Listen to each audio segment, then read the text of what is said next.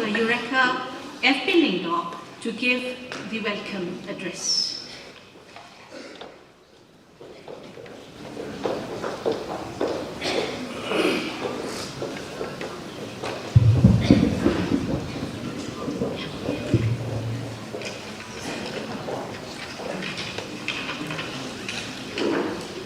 A very good morning to one and all. Respected Chairperson, Mrs. E.M. Tariam, distinguished guest speakers on the dais, distinguished invitees, teachers and students. At the very outset, on behalf of the institution, I rise to accord a very warm welcome to our distinguished speakers who are also the contesting candidates for the Shillong Parliamentary constituency. I welcome our invitees, teachers and students of different colleges and universities, faculty members and students of the college, and a representative of the electronic and print media. I extend a warm welcome to Dr. Ricky A.J. Singhon of the Voice of the People Party, Shri Robert June Kharjarin, a candidate from the RDA, Professor Lakhon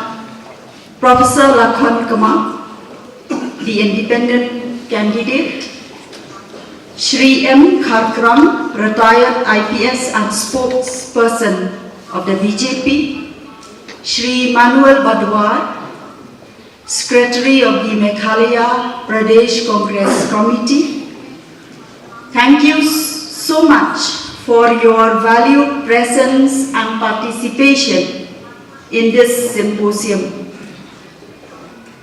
Despite your many engagements and commitments with constraints of time, you have made time to be with us and address this distinguished gathering. The audience and all present here will have so much to learn from your deliberation, insight, wisdom, and especially your involvement in social services. We recognize your commitment and enduring service to the people at large. With your years of experience through distinguished professions and personal engagements, the achievements and contributions made, I am sure that we will be so much benefited from your discourses as well as be sensitized and enlightened on the various policies you stand for and of the parties you represent. I also extend a warm welcome to your party colleagues present here. I also accord a warm welcome to Dr. S. Maxwell Lingdor, who will be moderating the symposium. I welcomed our President and members of the governing body of Sankadev College. I extend a very warm welcome to our distinguished invitees, Madam P. Mukhim, Dr. Fenala. I may not be able to name them all. The faculty members of different colleges who are present here, along with their respective students, I welcome you to this symposium. And I must say that we are all privileged to have this opportunity to hear firsthand from our leaders, and more importantly, to learn from them. We will also be having an interaction session, and I request you to take part and express your opinions and ideas. I welcome all the faculty members and students of our institution, and also all the organizers of this symposium, the members of the Department of Political Science, as well as the members of the IQAC. I also welcome the members of the media, both print and electronic, through whose channels and papers the readership and viewers. I also extend our best wishes to all our leaders here. Respected sirs, we understand that you represent different political ideologies, have your own party manifestos, but we also acknowledge the fact that the spirit to serve the people and the state is the same. The commitment and dedication to the cause of public welfare is unparalleled. The vision may have different perspectives, but the sincerity to it is surely grounded on strong foundation. The elections will be held in a month from now, and we will soon be witnessing many campaigns and political activities, rallies, meetings, house-to-house visits, debates, and all the complexities of an electoral competition. We wish each one of you the very best. And our institution will always be open to you in the future for more programs that will address the general good of the community at large. We are always open to learn from you, as we also play our humble role as educators. Once again, a warm welcome to each and everyone present here. Thank you.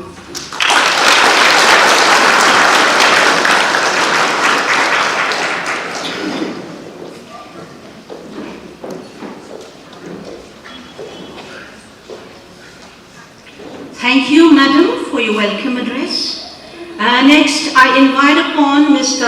Manmohar Singh Wadri, IQAC Coordinator of the College, to enlighten us about the Symposium on Parliamentary Politics and Political Participation.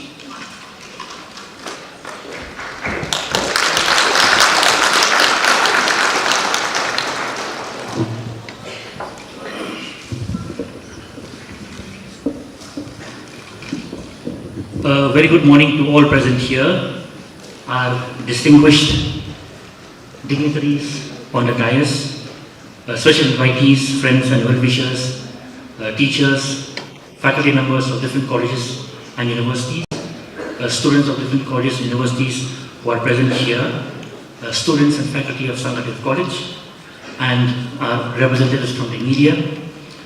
At the very outset, on behalf of the Department of Political Science, the Internal Quality Assurance Cell of the college, and on behalf of the institution as a whole, I express our sincerest gratitude to our esteemed speakers, the parliamentary candidates of Shillong Lok Sabha Parliamentary Constituency, and the representatives of the other parliamentary candidates not present here, thank you so much for your time.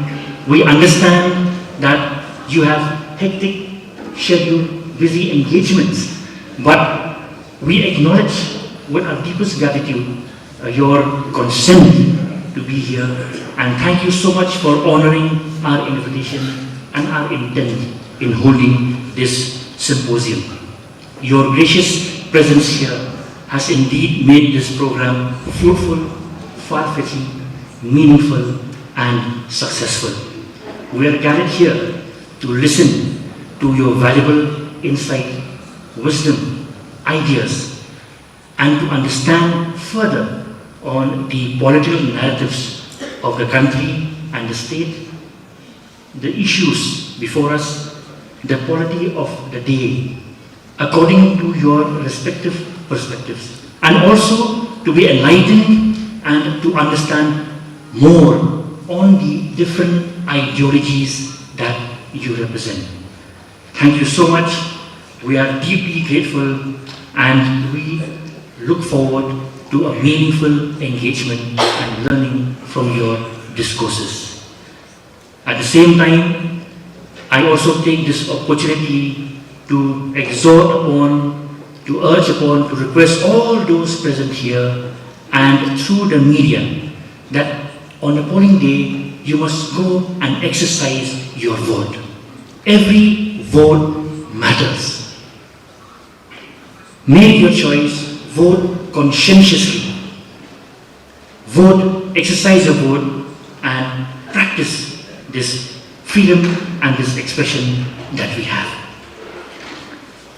My dear friends, the leaders present here today have so much experience with them. They have contributed much to the state and the society through their different professions.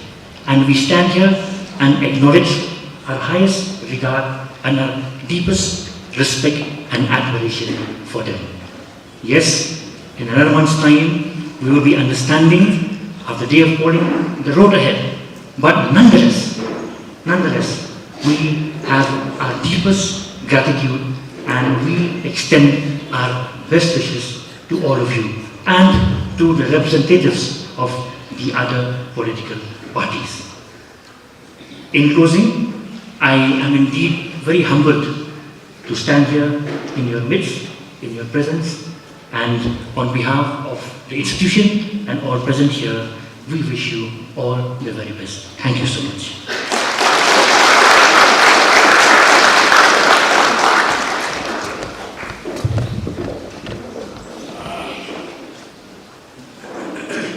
Thank you, sir, for giving us an insightful explanation.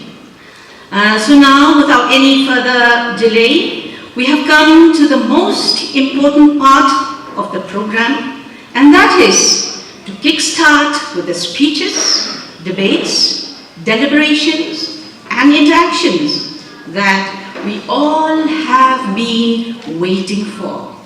To moderate this symposium, I shall now hand over the remaining time to Dr. S. Maxwell Lindor.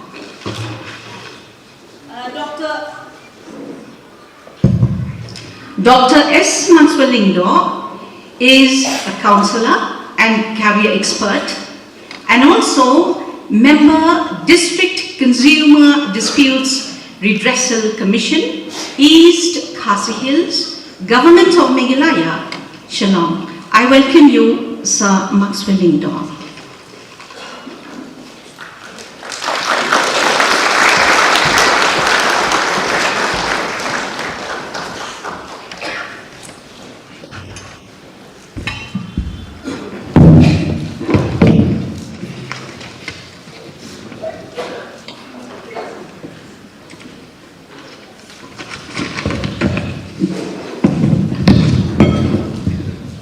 Good morning. Good morning. Louder one, please. Good morning. Thank you. As part of the provisions of the members of Parliament entail the following. Number one, legislative responsibility, passing laws of India in the Lok Sabha. Number 2, oversight responsibility, ensuring that the executive, that is the government, performs its duties efficiently. Number 3, representative responsibility, representing the people's views and aspirations of their constituencies in the Parliament of India. And lastly, power of purse responsibility, approving and overseeing government proposed revenues and expenditures. Ladies and gentlemen, welcome to the Symposium on Parliamentary Politics and Political Participation, organized by the Department of Political Science and the IQAC Sankadev College, Shillong. Here with us we have candidates who will be contesting the Lok Sabha elections from the one Shillong Parliamentary constituency, which is scheduled exactly a month from tomorrow, that is on April 19, 2024. Representing the Voice of the People's Party, we have Dr. A.J. Singhon. A big round of applause for sir, please.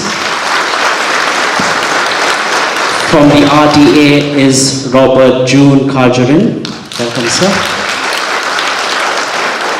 From the Indian National Congress, we have its representative, Shri Manuel Badwar. Welcome, sir. We also have Dr. Lakhan Pakma, who is an independent candidate. Welcome, sir. And lastly, we have the representative of the Bharatiya Janata Party, who is Shri Mariohom Khalkran. Welcome, sir.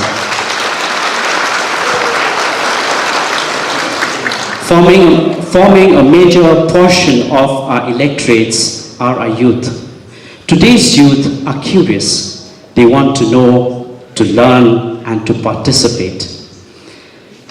And like the previous speakers have mentioned, today's program is primarily organized with one objective in mind, and that is to provide college and university students an opportunity to listen and to learn from the esteemed speakers on the issues of the day, to be informed and to be educated about the ideologies that these various candidates and parties represent. A few things to keep in mind. To ensure that fair chances are given to the speakers, we will have a draw of lots, and whosever name I pick up will address the gathering by turn. Each candidate will be given 10 minutes each. In order to save time, we will open the floor for questions after all the candidates have addressed the gathering. So let us start today's program right away, and let me pick the first name.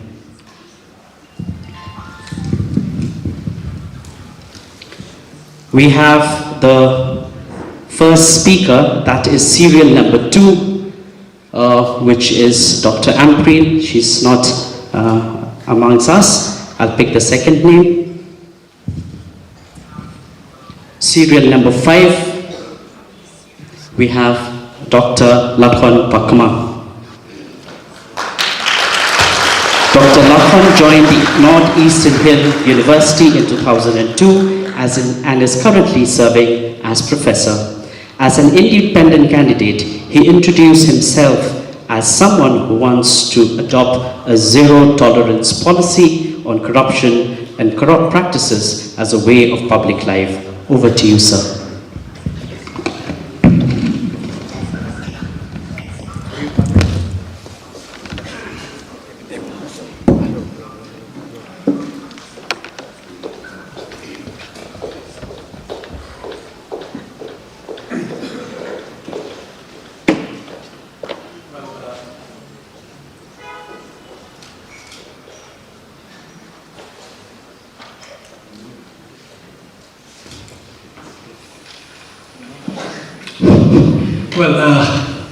Very good morning to all of you. I think we are still morning, perfectly okay.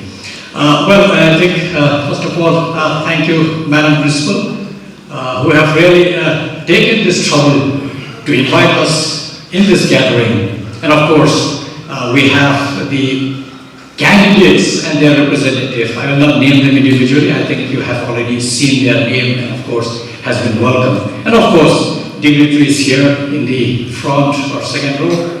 And then of course, faculty members of this college. Some of them are my batchmate and some of them are seniors. It gives me great pleasure to be here simply because it feels like classroom. Back to seeing students here who are really the future of our state and of course the country as a whole. I have only 10 minutes. Generally I tend to go at least 1.5 hours in one shot. But I think as a teacher, I think we also have to be mindful of the fact that time is also of an essence.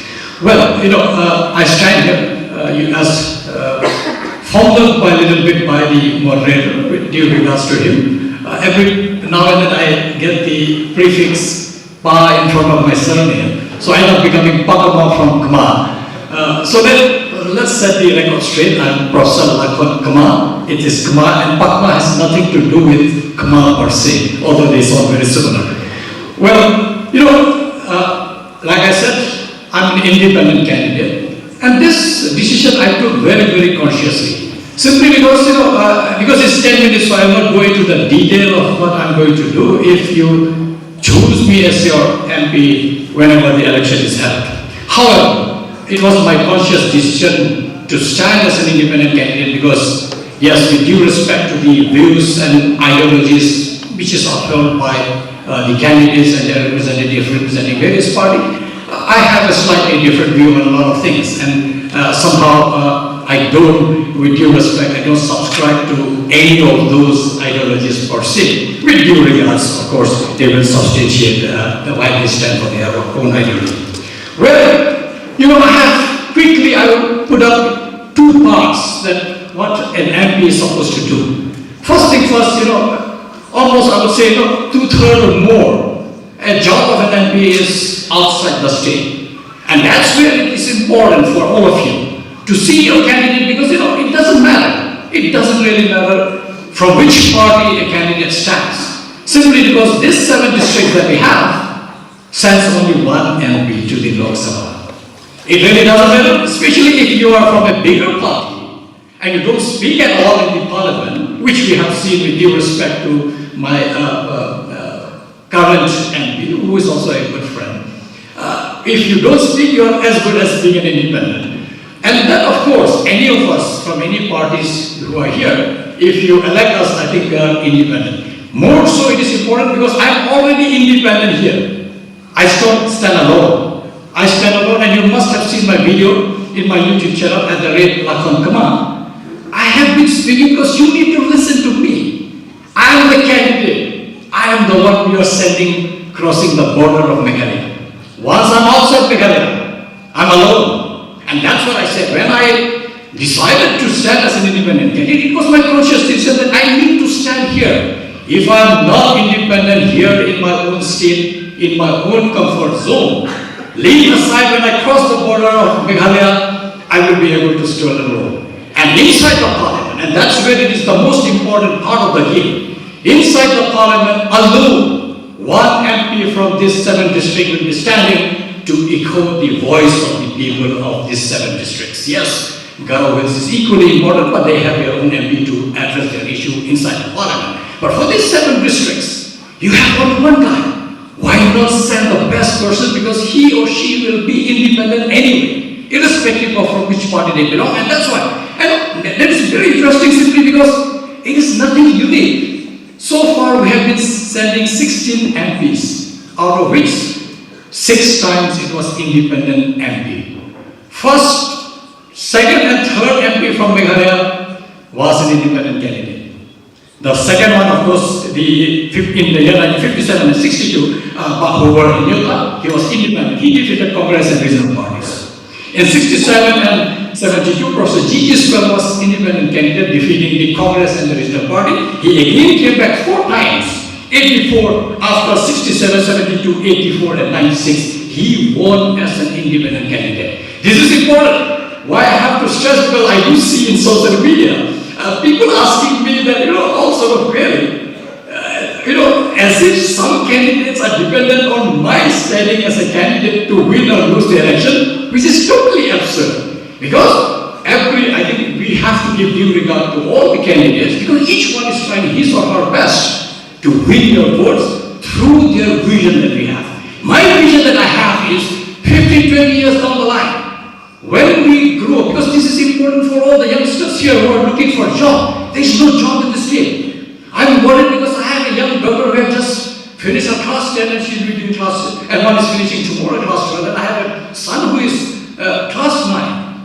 Now we don't have jobs who are passing out from our colleges in the state of Meghalaya. The one who is passing out from master degree from the university, getting their, my own PhD scholars who has got their PhD degree and not gainfully employed. I'm worried. If I was not worried, I would not get into this frame. The whole idea why I give is, I have almost lost all my faith in the system, but I still have little bit, maybe 5%, 10% that we may be able to revive. We have to revive because this state, if you don't wake up now, and that's what I said, this is the time when we decide that we are going to build a new Meghalaya. I am not here only to fight MP election. This is just a starting point, and I've said this again and again. My opinion really has no consequence. My stand, the cause that I'm looking for, that down the last 15, 20 years, all of us are gainfully employed. We have the best of the infrastructure, and that's where it's important. And for in current times, of course, one other aspect that is worrying me is, I look around this current dispensation at the center and also in the state, there seems to be this bother for smaller groups.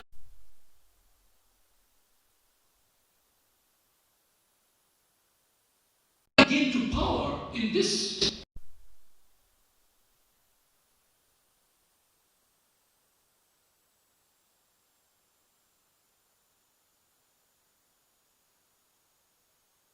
Don't play around with our constitution, because as long as you respect the constitution, we are one nation. The day you try to trigger around the constitution, the whole fundamental structure of the constitution, because I do see that secularism is at stake. Secularism is at stake in the current dispensation. I see, because as a faculty of the university, I see what kind of people are being sent to the university. It's the same mindset that is going to sit in everywhere, and I'm concerned, deeply concerned, that you need to send somebody who can stand in the floor of Parliament alone and tell this current dispensation, please don't play around with the Constitution of India, because this Constitution binds us as one country. The day you tickle around and play around with the Constitution, I'm telling you, this country is going to break into pieces. And that's why they were ever there to touch this secular fabric of, because we have seen months and months has gone by. Since 2014, I do see that a particular dispensation, a particular ideology is being propagated to an extent that I'm really fed up to hear. And that's where I think it is important that we make sure that when we reach Parliament, and if you choose me as a candidate, as your MP, this is what I'm going to do. I'm not there to, if I was looking for comfort thing, I don't have to be in the Parliament. I'm much more comfortable in Nehu. The point that I have chosen to stand was because I don't see any ray of hope that somebody can raise our voice, because we have seen people are all compromising their own ways, whether in the state or in the center. You need a voice in the Parliament to say that this is what is the voice of the people of Meghalaya. This is the voice of the 7th district that we have. That we will express our concern. I don't understand why we are still backward to the highest order. We will be second or third from the last in any index of development. What is the reason? Such a tiny state. You start from Guwahati, go to Dowty, maybe 3.5 hours, you will complete the breadth. Go from Jaita Hills to, say, western side of our state, maybe 5-6 hours. A state like UP, where 2 days you have to travel by train only to cross this border, they are much more developed. Simply because I have already adopted a zero tolerance policy on corruption and corrupt practices, simply because I believe that if we don't practice clean politics, and I'm not here, I've always said this, I'm a teacher first. What I say is the court here and you will be recording it. I stand here and whatever I'm saying I stand by it, and you will see that my wife is also present here, and she's of course all the time in my campaign, not just to add beauty to my campaign, but it's also important that she listens to what I say. Tomorrow if I become rogue, You elect me and I become rogue, you can make her accountable because she is witness to whatever promise I have made. And I stand here with a firm commitment that I am not here to earn money. I have done enough for myself. Time has come that I give back to the state. And I believe that if you elect me as a MP, I will be the one raising your concern that why we are backward, why there is so much of corruption, why there is no development in the last 52 years, how long will we wait? And this is the question I ask myself. If it was possible for me to wait, I would have waited 5 years, 10 years, 15 years, 20 years. We are already late vis-a-vis the developmental front is concerned. And hence, it is important that right now I can't even wait for a day to stand and make my voice clear to everyone that I am here to bring a ray of hope. Not because I am somebody who has been exposed to all sorts of things. I have done my schooling entirely outside the state. From Arunachal Pradesh, right from class KG to class 12. I stayed in the US almost for 18 months. I have visited Rome, I have visited Frankfurt, Zurich, and so on and so forth. I have seen how development is brought. You stay in the US, you don't know from where, I think Emma will agree with me. You don't know from where gas is coming. You don't know from water is coming. You don't know where your water is going. The drain is not visible to you. I stayed in medical college, near the medical college of Wisconsin, which is 2 hours drive from Chicago. Dr. Pakma, So, kindly conclude. I will just stop. So, there, 8 months, there is snowfall. Not a single day light went off. This is what we are 100 years behind as a country. We as Meghalaya are 200 years behind the US. And to change this narrative, I have come into frame. I will look forward to your support. And I need your support not because I want to become an MP. I think my salary is probably better than an MP salary as a professor in university. It has to be very clear. I'm not here to earn a living. I'm here to contribute. And my friend, I stand here as a candidate who will raise the concern. And I'm not afraid. I have lived with people from outside this state all my life. I know what the psyche is. I know how to tackle people in Delhi. I know how I will raise my voice. Because come what may, I don't ban. I may die fighting a cause. I will not ban. Thank you very much.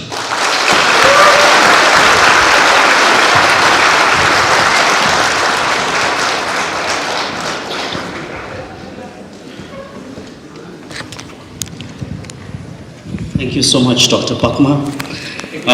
The few points that Sir has stressed is one needs to be a good speaker and voice for the voiceless. One needs to represent a state in the parliament and express their concerns. So I think any MP, like all others, is expected to really go out there and represent us and speak on our behalf. Thank you so much, sir, for your points. We will now go on to the next. I will pick up the second name. We have serial number 3, which is Dr. Ricky A.J. Singhon. Dr. Ricky A.J. Singhon joined the Northeast Indian University in 2002 and is serving the university as assistant professor. He contested the MLA elections in 2023 from State. Over to you, sir.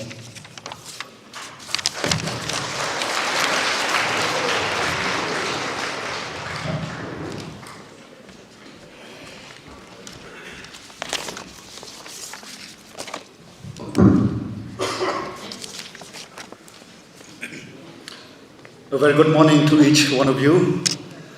Due to the constraint of time, I will straight away share with you the thoughts that I have and share what the party, the voice of the people, has for the state.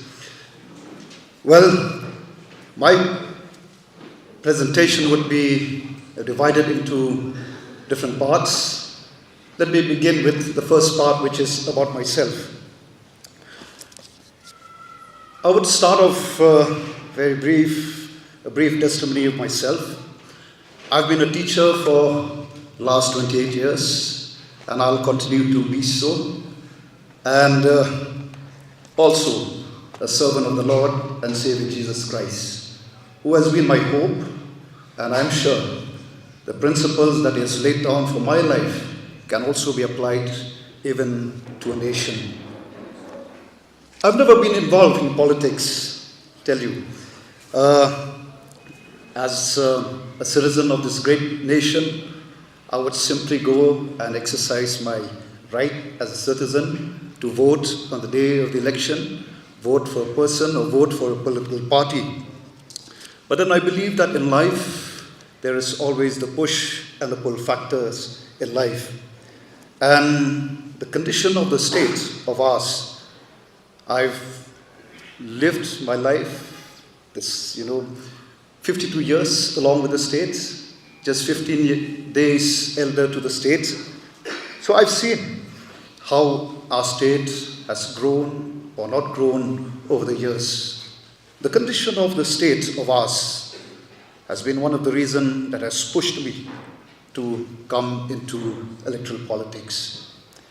And there is a pull factor which I'm glad that in our state we have a leader, our President Simon, whom we've been friends for quite a long time, and I've seen in this person who really understands the need of the hour, that is the politics that we are talking today, that our party has been professing, and he has been professing right from 2010 about the need for clean politics. And it is this that has also been the reason to pull me to this ideology. The second part, what do we have as a state? When we look at our state, I believe you all agree with me that our state is endowed with vast and rich resources. You talk about natural resources, talk about mineral resources, you talk about water resources, and you talk about the human resources. Indeed, there's none like our state, I would say. After traveling, after seeing different places within India and a few countries outside of India, I would say that God has really indeed blessed our state. But then, where are we after 52 years? When we look at the reports that have been coming from different agencies, which speaks about the condition of our state, it's really, really sad and very depressing, looking at the condition of our state. We are the poorest state. We talk about education, where we were so proud of, our state, especially Shillong, which was once upon a time the capital the educational capital of this part of India. But where are we now? We are at the bottom. Talk of governance, we are right down the bottom. Talk about health care, health services, we are also at the bottom. Talking about cleanliness, we are so proud that, our society, we talk about cleanliness, where we only do it once, maybe in a year, and the same person who cleans in the morning, the same person would be the reason for the dirt and the filth that is around us. And when we look at food security, 81% of our people, they are in the primary sector. But sad to say, report says that we are second from the bottom when it comes to food security. This is as per the National Food Security Act. Furthermore, when you talk about our society, it's really sad. 41% of a household in this state, they are female-headed household, and 42% of our population live in those households. And you can imagine the condition of those kind of households where the woman has to take the responsibility of managing the entire household. Indeed, and no wonder we are a state where the poverty is really sad. Education, we are so poor. Dropout rate is always on the rise. So these are the picture of our state after 52 years. But as a party, we do have few solutions to offer. Talking about human capital, which we have such a vast potential of human resource, where the report says that around 65% of the population in our state, they are the youth. So we cannot handle this rich and resource if we are not able to to mold this resource, to channelize this resource. Our future is really at stake, because this resource can make or break the future of our state.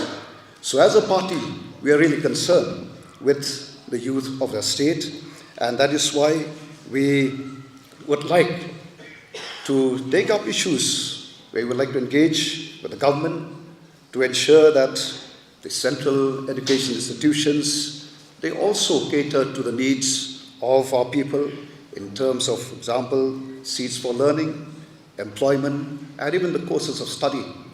And when we look also at what is happening around the world, especially when we look at what is going on, especially in the eastern part of the world, Southeast Asia, East Asia, you will find this part of the world is going through a difficult time in the days to come. Why I'm saying this is because there is this, the working population is, on the decline, and therefore we see as a party that there is a scope for our youth.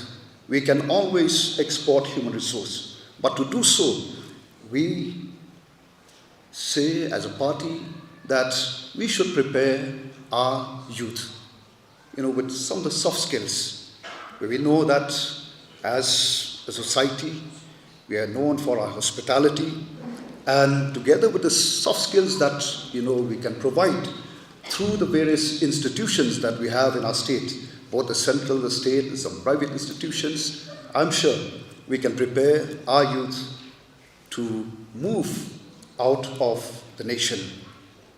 That is what we see. And talking about health, we seriously need to improve the Human Development Index in our state, which is really pathetic. And in the light of this, what we see as a party is that we know that the traditional health practices is one where we can really also, look to. Why? Because it has been known, looking at some of the statistics, around 170 countries in the world have also looked at the traditional medical practices or the traditional medical knowledge as an alternative. And in our state, we do have many, such practitioners all over the state. And we believe that when we also talk about sustainable development, we believe that, if we promote these people, we can also ensure protection of our forests. That is where they get requirements for different kinds of, to treat different kind of ailment. So that is on the health. Then we also see that as a party, we've seen, the reason why our state is really going down. And we see that, the work culture and work ethics is an issue which we seriously need to think. We cannot talk of productivity, we cannot talk of, rising up, climbing up the ladder, if we continue with the present work culture, work ethics. So this is where we would want, we would like to take the lead in this and to share to people and to encourage people, encourage the youth, encourage each one of us, and to also let the people know about the dignity of labor, where it is very important. Doesn't matter which job you're holding, but we believe as a party that what is important is whatever job, no matter, to respect the job, to do it with all sincerity, hard work, and with dedication. And this is, another issue which we see that we can we will take the state forward. And our state, which is where tourism has so much of potential. But what we also see is that along with tourism, it is important for, to develop for example, the Shillong airport. For 40 years, we are seeing this airport. By now, actually, it should have been an international airport. This is what we would like to see. This is really serious. There's no state, no country which talks about tourism, but then the airport. Okay. Yeah. So, and then, well, there are many, but just before I take my seat, I brought here, in this bag, something which, as a party, we would really love to see, with so much of potential that we have. We, as a party, we would like to see innovation in our state. There is so much that we can do. This is a box, Meghalaya in a box, where we have all the products that, from the state. You talk about ginger, you talk about cinnamon, you talk about black pepper, and so on and so forth. These, if processed and packed neatly and presented to the world, I'm sure this will really boost the agricultural sector and also boost the rural economy, and can also take care of the unemployment that we are talking about. Employment is there, opportunities is there, it's just that we need to see. And so as a party, this is what we present to you. And finally, our party has a vision, and that vision is to revive, to restore and transform Meghalaya through the principle of clean politics. Thank you all. Thank you so much. Sir. Just to sum up Ricky's point. While Ricky said he's fresh in politics, but due to his concern for the state and the youth, he's entered active politics. He did mention that the state is very rich in its resources, but when we look at the governance, the health, the food security, education, dropouts, and other things like tourism, avenues like tourism, these are really at a very disturbing stage. And what Pariki has mentioned is, to tackle unemployment. That's the core issue that we at the state we require to look at and address. Thank you, sir, for putting forward the issues that your party is intending to tackle when we come to should you be selected. Thank you so much. I will now pick the next name. This is serial number 1, Sri Vincent Pala. But since sir is not present, we have Sri Manuel Badwar, who will be representing on his behalf. Sri Manuel Badwar contested the MLA elections from the 16th East Shillong last year, and we had over the time to you, sir. Thank you so much, Maxwell. A very good afternoon to all. I'll not take much time to give my gratitude to everybody, but I give my gratitude to the college, especially for inviting us today. I think it's a wonderful opportunity for various parties to come and represent and talk about the various things that are important, especially for the young generation. I'll start my speech, or whatever you say, by a poem. It's written by this person called Martin Niemöller, a German. It is a post-war poem, very simple. It says that first they came for the communists and I didn't speak out because I was not a communist. Then they went for the socialists, I did not speak out because I was not a socialist. Then they came for the trade unionists. Again, I didn't speak out because I was not a trade union. They went for the Jews. I didn't speak out. I wasn't a Jew. Then they came for me. But then there's nobody else to speak for me. It's a very important, it's in fact in a museum in New York, in the Holocaust Museum, it carries a whole lot of weight. And it's important when I say this is because not just in India alone, but the world over, fanaticism is taking shape and things is moving towards that. And it's extremely important, especially when you live in a secular country like ours, where atrocities can be created very easily, especially when it's a republic which is guided by the rule of the land rather than the democratic process as such. And for especially political science students, they would understand that very much. It is important because the hatred is being propagated. It is important because in today's world, we point fingers whether you're a Muslim or you're a Hindu. We point fingers whether you're a Meitei or you're a Kuki. We've started pointing fingers whether you're a Khasi or a Garo. And that movement is trickling down to each and every part of our society, which is extremely bad. And I believe that it is very, very critical for us to come to an understanding that these kind of divisive powers has to be stopped. If you listen to what Professor Kamar had mentioned earlier, that even in Nehu, there had been efforts made to bring that divisive thing. There's another department which is Science and Technology Center. They're trying to ensure that people come to work on a Sunday as well, without respecting certain parts of certain things of what we inculcate as a society. Anyway, but that keeping aside, I'd like to express to you what the Congress wants to talk about, at least in this election that is coming this time.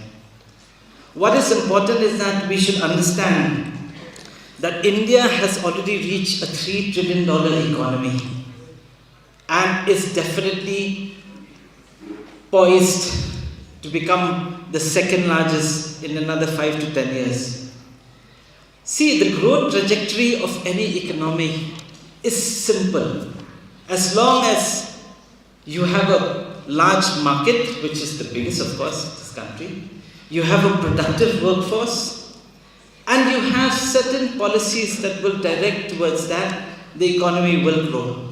And it's like a snowball effect. Once the economy grows, it keeps on growing. You don't have to worry much about it. But the trajectory in which it is growing is most important.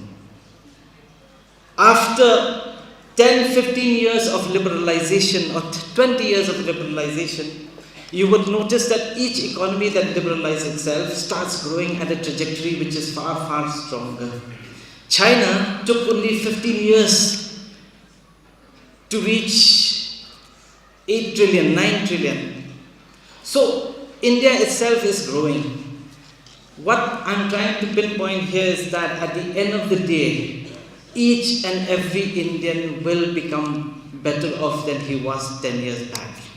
Now, the point is, how do we ensure that whatever growth is happening in the country reaches to the grassroots level, the bottom of the pyramid so-called? What I fear most is that the bottom of the pyramid is not benefiting from the economic growth.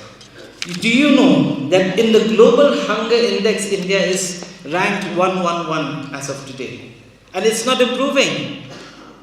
It is not improving because of various things. Because of the fact that economic development has not reached that level. So economic development, the way I see it, at least as far as the government is concerned, the current government is concerned, is that it is not reaching out to the people that need it. It reaches out only to the top echelons of our society. And that is important for us to understand. So what I'm saying is that Congress has come with these 5 promises. I'll give one example especially which is relevant, and this is a promise in which the Congress is making this time, saying that the economic development is happening, but at the same time it should benefit. You know, I'll tell you that in Meghalaya itself, most of the students, especially when you graduate from your college, when you start searching for jobs, you will be underpaid. Believe it or not, I'm telling you this. Most of the corporations and the business houses would like to pay you peanuts and treat you like monkeys. I'm sorry to use that unparliamentary language. The point is, why? We are trying to tell you that when you graduate, for the first year itself, you will we will enact a law to ensure that at least for the first year as an apprentice, you will be paid 8,500 rupees per month. What happens is that each and every employer will be mandated to pay. So it will help each and every graduate to at least get a safe salary within the first year of working itself. So that by the time you approach your second year, you will not be underpaid. And that is very, very critical. I'm telling you, as students, when you start joining the workforce, you will understand the value of what this is. And this is important because I think it's not just our political party, but many parties should start looking at this. Especially for a state like ours, which is so critical. And people are underpaid. That is one of the promises in which the Congress is saying. And believe it or not, this just didn't come out of thin air. This came out because we had discussions with a lot of people. We had discussions with Nehru Students' Union. We had discussions with students all over the place. And for which we came to an understanding that yes, this is important. The second, especially the gig workers, the so-called unorganized sector. When you again, especially young students, when you go to the corporate or you start working in real life, you'll understand what is the difference between an organized and an unorganized sector. An unorganized sector is a sector in which there's no regulation, where people can hire you at whatever rate they want to, and people can fire you anytime they want to, which is highly prevalent in this part of this country. You will notice even Negrams nowadays don't want to recruit people anymore. They want to go through an agency. The agency is because under his name, they will recruit you. The agency is taking full credit that I have given job, but at the end of the day, it's Negrams who's given job. But it's going through the unorganized sector where Negrams does not have to treat you like an organized sector individual. So they can hire and fire you anytime. We want to stop that. And I think it's very critical for us to stop that. I think that is one of the other promises in which the Congress party is trying to make this time. The other thing is, especially daily wage laborers, highly critical. Our economy is run only on daily wage laborers, especially in Shillong and Meghalaya. Do you know what we're saying? That there should be a social security system in place. A very robust one at that, to ensure that such people are not left in the lurch when difficulty comes in their houses. They should be given some insurance, and that also a very good insurance plan. It could be health insurance, it could be life insurance, at least a coverage of nothing less than 10 lakhs. It has started, and there's a pilot being done right now in a state called Telangana. And believe it or not, I believe that such an insurance plan, especially for the gig workers or the daily wage laborers, is highly critical. The other promises in which the party is making is saying that secure employment is also extremely important, especially the contractualization of work when it comes to government jobs. You see, we are a state in which there are 38 lakhs population. But if you look at the government jobs, the count of government jobs here, hardly 1.5. You look at Sikkim. Sikkim is a 9-8 lakhs population. But the count of government jobs is in excess of 2 lakhs. So the percentage of government jobs that are available, if the state mechanism would have functioned much better than it is, rather than all the loot that is happening, there's an ample opportunity to create even better jobs in the government. And effective jobs, I might say. So that is another thing I think, at least from the Congress perspective, we are looking at it in a very, very serious way and have given it one of the promises. The fifth promise that I'd like to talk about is also what we call as this, the plan, especially for entrepreneurs. So we have entrepreneurs at every level. What we've been seeing, and as I said earlier, that the Indian economy is only growing, but growing only to the top echelons. We want to change that. We want to change that economic development to come to the lower section. And for which the corpus of funds in which we have already seen that is being done by the various governments, but we'd like to reach out even more. More towards the rural belt, more towards the people who actually in need, and not just the fluff which is on top. We will not obviously just run schemes on wine making, which we obviously know that wine making is being made by only the privileged part of the society, but we'll do other things which is more important.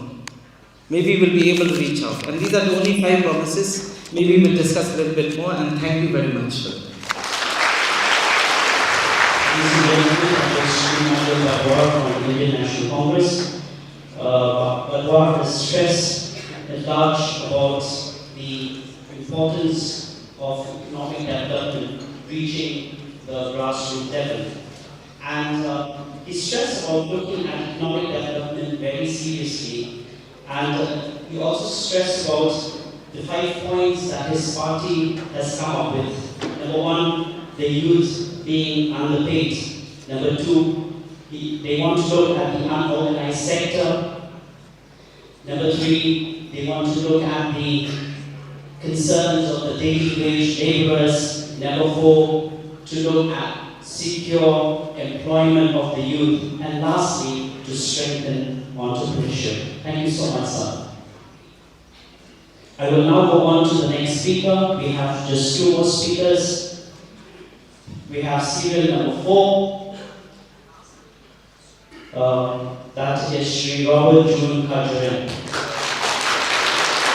Sri Robert June Karin is former president of the New York Youth Council, and he will represent the Regional Democratic Party, which is a combination of 2 regional parties, that is the United Democratic Party and Hill State People's Democratic Party. Over to you, sir.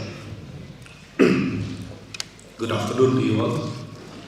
First and foremost, I would like to express my thankful and gratitude to the Almighty, towards my Almighty who guide me, who lead me through all my life, and I'm here today because of His blessing. I would like to express my thankful to Sankadev College for this meaningful discussion, and through this discussion, at least the people of Shillong Parliamentary seat now it made the people of Shillong Parliamentary seat easy to choose. From 6 now scaled down to 3. I think you will agree with me on this point. 1 will be delegated, which will be not allowed in the Parliament. 1 will be absent, and the others will be late. They are always late in implementing IFP, late in inclusion the Khasi language, late in settlement disputes, and also that they will be late to change the circular from the constitution forever. I would like my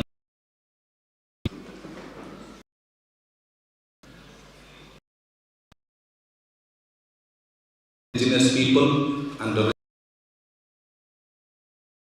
to preserve and conserve and to protect, to preserve and to promote into reality is fast and all. We need to protect ourselves, and that's why we would like to guarantee you that if you choose RDA, we will ensure to impress upon the government to firstly implement an environment in the state of Meghalaya. We will ensure protection of secularism in the rest of India. We stood for secularism, and we stood that the right to worship is a fundamental right of each and every individual, and that will remain in India. We will not allow anybody to try to infringe into this right, and we will give our best to ensure that the people in India have the secular concept to worship in whichever God they like, in whichever manner they like, and in whichever day they want to worship their own Almighty. We will also pursue with the government of India to speedy inclusion of Khasi language into the 8th schedule, settlement of boundary dispute between Meghalaya and Assam, and also to review the settlement already settled in the first phase, and also to once again review the settlement of boundary between India and Bangladesh is also our guarantee to the protection of our own cultures, of our own right and privilege. My dear friends, we also have a promise to preserve and conserve the identity and the cultures that we as the indigenous people and the residents of the state are very much valued. How do we do it? We make sure that we strengthen the schedule. We disagree with the individual and party views that they want to do it away with the schedule. As the people, we strongly believe that we need to strengthen the schedule. We strongly believe that if we strengthen the schedule, especially by review Para 12AA, and also to ensure that the council have a similar legislative powers in the light of Article 200 of the Constitution of India is our guarantee. We will also ensure that direct funding into the local authority like the Dorpasnam and all will be addressed if you elected us elected us as MP in this election. My dear friends, I don't know how much time will I have left, but the other issue that we would like to see, that how did we promote our own state? We would like to see an inclusive development. And since we have this meeting in college, I would like to tell you what is our vision when it comes to employment. Unemployment and underemployment are issues which is very critical in the state of Meghalaya. We would like to promise you that in order to bring employment in the public sector, there is an OM, Office Memorandum, which guarantee that 44% of the ST in central government institution in Group D and C need to be implemented in letter and spirit. It is very sad to see even after this OM is already been issued, the central government institute has not respected this OM. We will ensure that this OM is implemented in letter and spirit. We do feel that in order to bring employment to the state, introduction of special scheme like soft loan, grant, subsidy, interest-free loan, to start up, to guide, to help the youth to start up their business is very important. Setting up of a special economic zone with special preference to the indigenous people is very important. Because I saw so many youth, they do have talent, they do have a skill, they completed the degree, but they don't have much of capital to invest. Having a special economic zone is very important to allow our youth and to help our youth in starting of the business, and this will go a long way toward providing jobs and employment into our state. And we will also need to see that in contractual jobs, especially in Group C and D, there is a need for 100% reservation to the local people of the state. This will also help us in others to ensure that the people get employment. The other's vision that we have is to make sure that the farmers and the laborers get the dignified life. The farmers, they have spent the entire day ensuring that the country get the food to eat. What did we do at the end of the day? We are very happy to buy it at a lesser price. The absence of minimum support price to agricultural products and also to minor forest product has put our problem in a difficulty. You see, in this few days, the broomstick, the price of broomstick is very less. The price of butternut also is very less. The price of gingers also very less. I do feel that with market intervention scheme and with minimum support price, this will help our farmer to get a meaningful and a just price to what they have already spent their energy in ensuring that we have a food to eat. Soft loan and interest-free loan to farmers is very important, because without this, the farmers will not be able to increase their agricultural activity. So we feel that this is very important. Setting up of an agro-based industry in the state will go a long way toward ensuring that our people and our farmers get a meaningful right to live. Healthcare is very important in our state. I used to say that most of the people of our state has to spend a lot of money. In other states, there is a drain of wealth from our state because we have to go for so many healthcare to Assam and to other states. If we could have a proper healthcare, if we could open up a branch of Nigrim, maybe in other part of the district, this will go a long way toward helping our people, especially the poor. I do feel that India need to have a drug-free policy. The poor find very difficult even to get medicine. If we have a drug-free policy where medicine will be given for free for certain diseases, I do feel this will go a long way to ensuring that the people have that meaningful right to health. Right to health has been declared by the Supreme Court as a fundamental right. But this right till date does not get the proper enforceable. I do feel that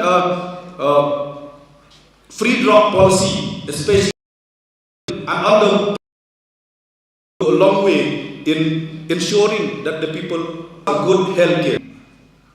To review and relook and revisit the impact of Central Forest Act into our state. The land law, especially the MMDR Act, is not compatible to the land tenure system that we have. That's why we find it very difficult in getting license in mining list. I don't believe in unregulated mining, but we believe that the law that we have must be in accordance with the land tenure system that we have. We have a different land tenure system comparable to the rest of India. If this is not respected, I do feel that our right on our land and resources is not respected. The Honorable Supreme Court has already declared that the minerals and the land belong to the individual and the clan and the community in the state of Meghalaya. So I do feel that we need to review and revisit how the MMDR Act, which clearly say that you need to lease your own mineral, your own land from the government who is not the owner of the land. This is something that we will try to relook and revisit. The fact that the President of India has not given an assent to the demand of the Meghalaya Legislative Assembly to exempt MMDR Act is something that we would like to pursue in this election. And if elected, we would like to have a proper discussion with the government of India to ensure that our land right is respected at the earliest. Last but not the least, my dear friends, we have a bigger problem. Each and every family in our society now has a biggest problem, and that biggest problem is how we challenging the rampant selling of illegal drugs into the state of Meghalaya. If we look into this issue, let me finish with this few points. If we look at this issue, we know that most of the drugs, especially cocaine and heroin, has been transported from outside the state into our state. So we feel that we need to strengthen an anti-narcotic cell, especially to ensure that this drug came from outside need to be stopped at all costs. Drug is a global problem. We would like to ensure that the external affairs of the government of India has to impose sanction on those countries who used to produce illegal drugs. And I do feel believe that if we can do this, we will see a much better future at our scale. Thank you so much. So Robert has submitted his points very elaborately on the issues that he intends to take up should he come to power. The first and foremost and important point that he mentioned was secularism, the right to worship as a fundamental right. He also stressed on the common issues that have been discussed time and again on the inclusion of Khasi language in the age schedule, settlement of border dispute, preservation and conservation of the identity of the people. He did stress on unemployment as a big problem for the youth, even though our youth are very gifted and talented. He mentioned a very pertinent point on the implementation of the market intervention schemes to look at the benefit of the farmers and to ensure that they live a meaningful life. The last 2 points he mentioned about healthcare and the importance of introducing drug-free states. And lastly, he mentioned about the MMDR Act, which is not practical in our state. Thank you so much, sir.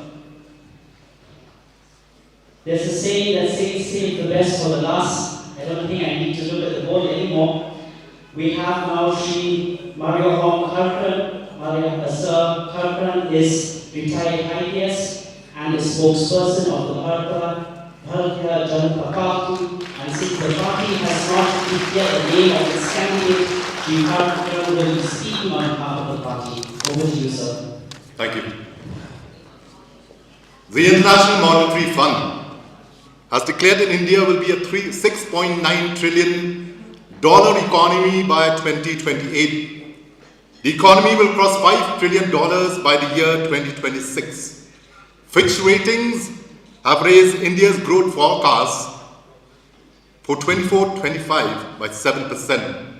This, looking at which has been developed for the last 1 decade. Greetings from the Bharatiya Janata Party to all of you. But I gajing kublai kamtam e principal joka lady joka Sangadev College, but ika faculty members ki bala khot ingi ban don lang ned.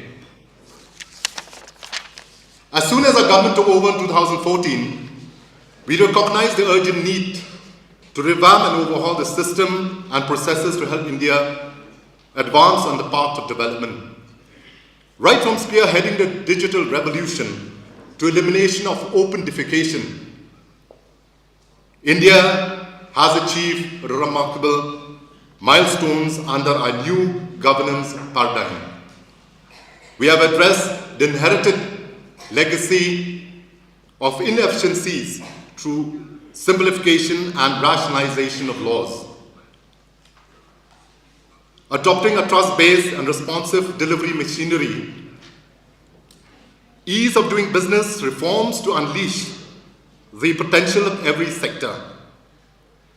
Contrary to the piecemeal delivery in the past, we have achieved saturation coverage for all deserving beneficiaries. We shifted the welfare focus from entitlement-based support to empowering individuals by integrating them into the formal sector. The initiation of the reform process started yielding positive results in the early years of our government by improving the investor climate and creating a favorable outlook for the economy. The industrialists who earlier shied or preferred to invest in foreign countries were enticed to come back and invest in his own country. And especially, the best part was that foreign direct investment increased in our country. Both domestic and foreign investors exhibit high optimism regarding India's growth potential, anticipating abundant opportunities as the economy expands. The Indian economy has gone through structural reforms that have strengthened the micro fundamentals of the economy. These resulted in India changing from the fragile 5 to the top 5 in just about a decade.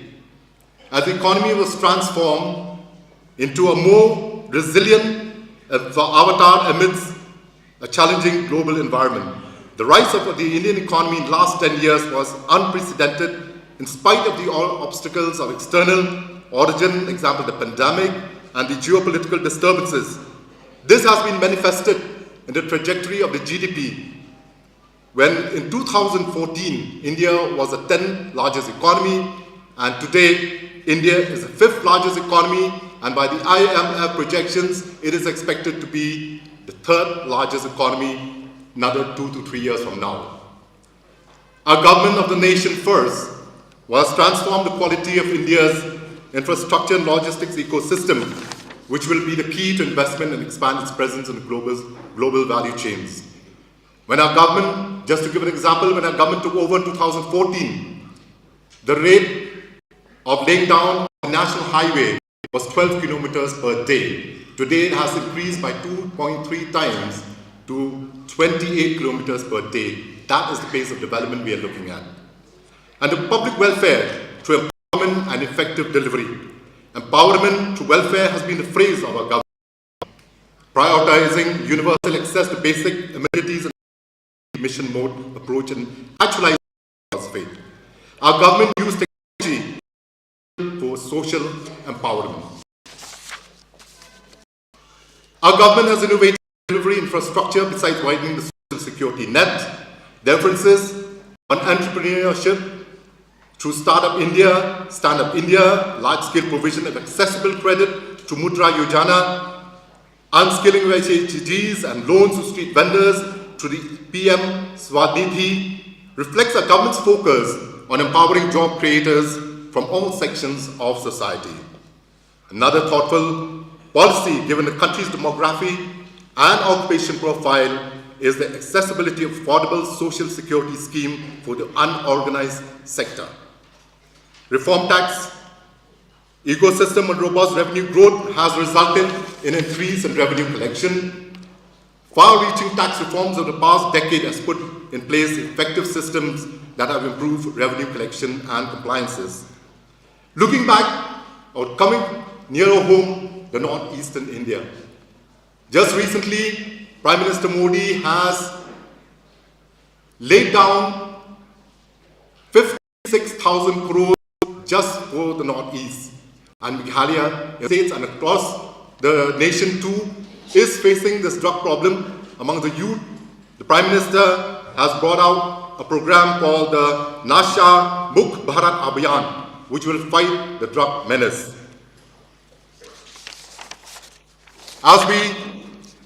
Our government, armed with political and policy stability, recognize the need to make tough decisions for the greater economic good of the country as a whole. Restoring dynamism in economy, optimism in our minds and pride in our achievements was a task that was left for us to achieve.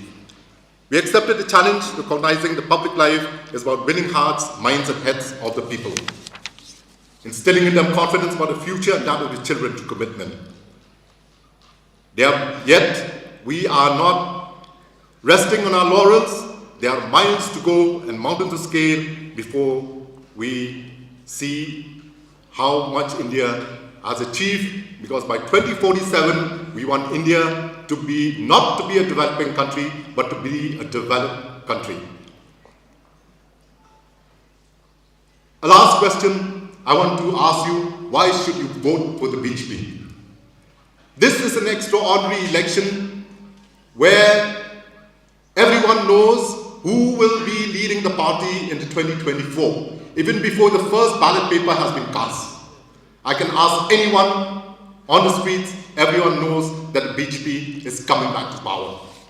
They always say, you can fool a person once, but you cannot fool a person twice. Can 80 crore people, electorate of this great nation of ours, be fooled 3 times? I doubt, and I'm very sure no. Why? Because each of these 80 crore people will be bringing back the BJP to power. They know and they have seen what this party has done for the nation. And I hope that you all should be a part of that government. Would you like your member of parliament that you voted, would you like him to be in the treasury bench or in the opposition? I leave it to you. And if you ask me, if I was a layperson, I would definitely say I want my MP that I voted, I want him to be in the treasury bench. And we as the state leaders here will ensure that this MP that you vote from the BJP, that he delivers. We will ensure that for you. And remember, BJP, in the last, when you brought up the name the tickets for more than 100 candidates, 30 sitting MPs were not given the ticket again. Why? Because of non-performance. That is the beauty of this party. You may, being a daughter or being a son of a neta, a senior neta will not help you. Being a sitting MP will not guarantee you for a ticket. Your performance will ensure you that you get a ticket. So we will ensure that an MP that you have voted, that he performs so that he can come again in the next term as your MP. And I remember, I will just read through this quotation. We should measure the prosperity of a nation not by the number of millionaires that we have, but by the absence of poverty, the prevalence of health, the efficiency of the public schools, and the number of people who can do and read worthwhile books. And this is what the BJP will deliver to you if you consider that the BJP is the best party for you. I've seen the other panelists talking about secular. Probably we will have to debate a different session probably on secular, because I have a lot of grounds to defend that BJP is very much a secular party. Thank you very much, and wish that you also become a part of this governance which will be coming on 2024, which will be led by the BJP. Thank you very much. Thank you so much, sir. Your points were well taken. Sir Karin has spoken elaborately on a few of the things that the party would like to take up. And number one, you mentioned about the benefits of foreign direct investment in the country. He did mention about how the Indian economy has expanded drastically over the years, and they aim to make the Indian economy the largest economy. He also mentioned about technology and how they have expanded technology to look at entrepreneurship, to promote entrepreneurship like the Startup India. One of the points that he also mentioned was introducing of social security scheme to tackle unorganized sectors. Then he mentioned about a very pertinent point, and that is tackling drug menace, which is on an increasing rate in our state. And then lastly, he submitted that the selection or the allotment of tickets is properly scrutinized, and the allotment of tickets will be based on performance. Thank you so much, sir. Can we have a big round of applause for all the speakers, please?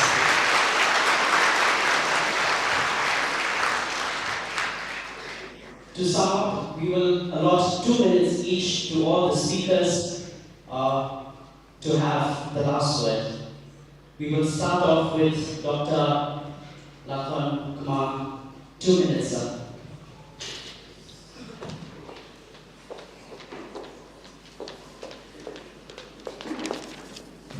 Well, thank you. I hope I will complete within 2 minutes. I have the website, which probably I have already mentioned, which is www.lakhankumar.com. I have below already detailed my mission. 13 points of that includes education, health, employment, CUET centers, and all. 2-3 points that I will stress. First, when we say education, it is to be focused on primary and the middle school education, where government sector schools has to be strengthened.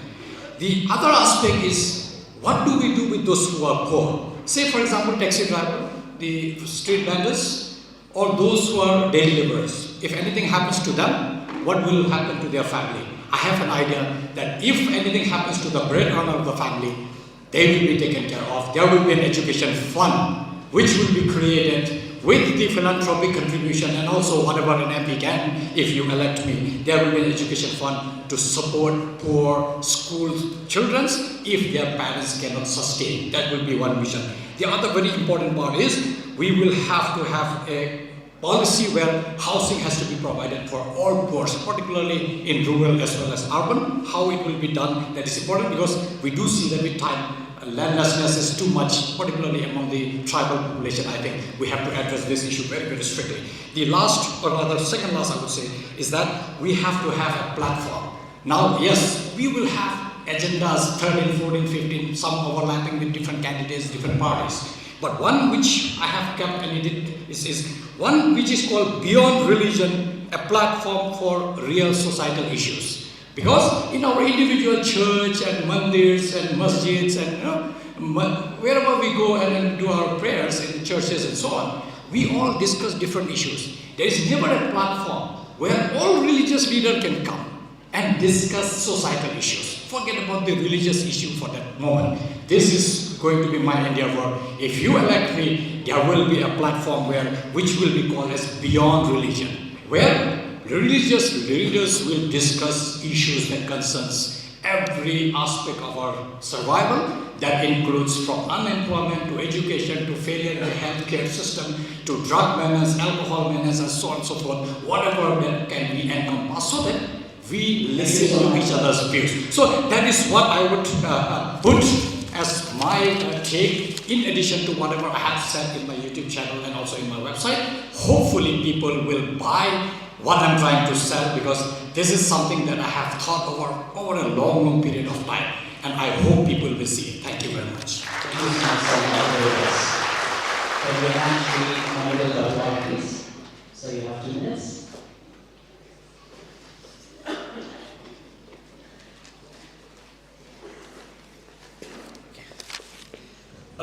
Just to sum up what I had said earlier, and probably a few more things that has come out. It's just that from the perspective of the Congress, the points that we had discussed earlier, the 5 points, what is critical is, as Karin had also mentioned, that the economy is growing very well. My summation is that yes, the economy is growing very well. There's no denying about that. 6% growth is a good growth. But you know, a 6% growth in an economy which is 3 trillion and a 2% growth in the economy which is 25 trillion, and absolute numbers, you'll know the difference. And number 2 is that we're saying that the economic growth is not trickling down to the minutest level. It's not trickling down to the bottom of the pyramid. And that is more critical as to what from the perspective of what I see. And that's probably why, from the Congress perspective also, we're looking at the fundamentals. We're looking at things which is probably like, NREGA. Currently, people are getting, especially the rural belt, is getting employment for 100 days at 100 rupees per day. We're saying that at least we should increase that to around 400, and that is again one of the promises we're talking about, at least rural employment. So we try to reach out to the basics. We try to reach out to the bottom of the pyramid, and I believe that the Congress has always been like that. It's about social welfare. And we have an economy to back that up. The revenue is there in the country, and I believe so that more or less time has come in which the economic benefit should trickle down to the basic. Thank you. Thank you so much, sir. And all the very best. Can we have the next speaker, Dr. Ricky? So you have 2 minutes.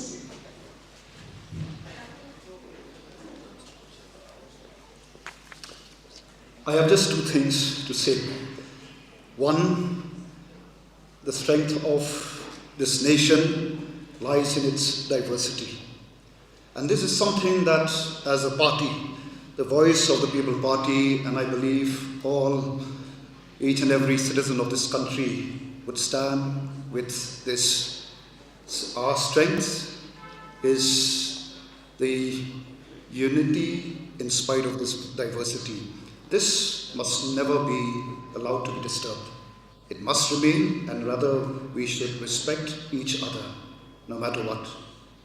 The other point is that, yes, we've been having many policies, many programs, many schemes, but if these great schemes, these great policies, if at the time of its implementation, guidance is not driven by the principle of moral and ethics, then I'm afraid to say that good will come out as a bad policy implemented well, moral and ethics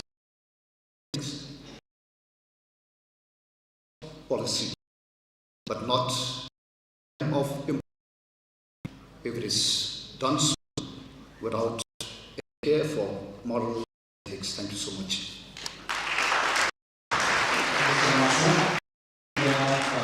The next speaker, Shri Karin.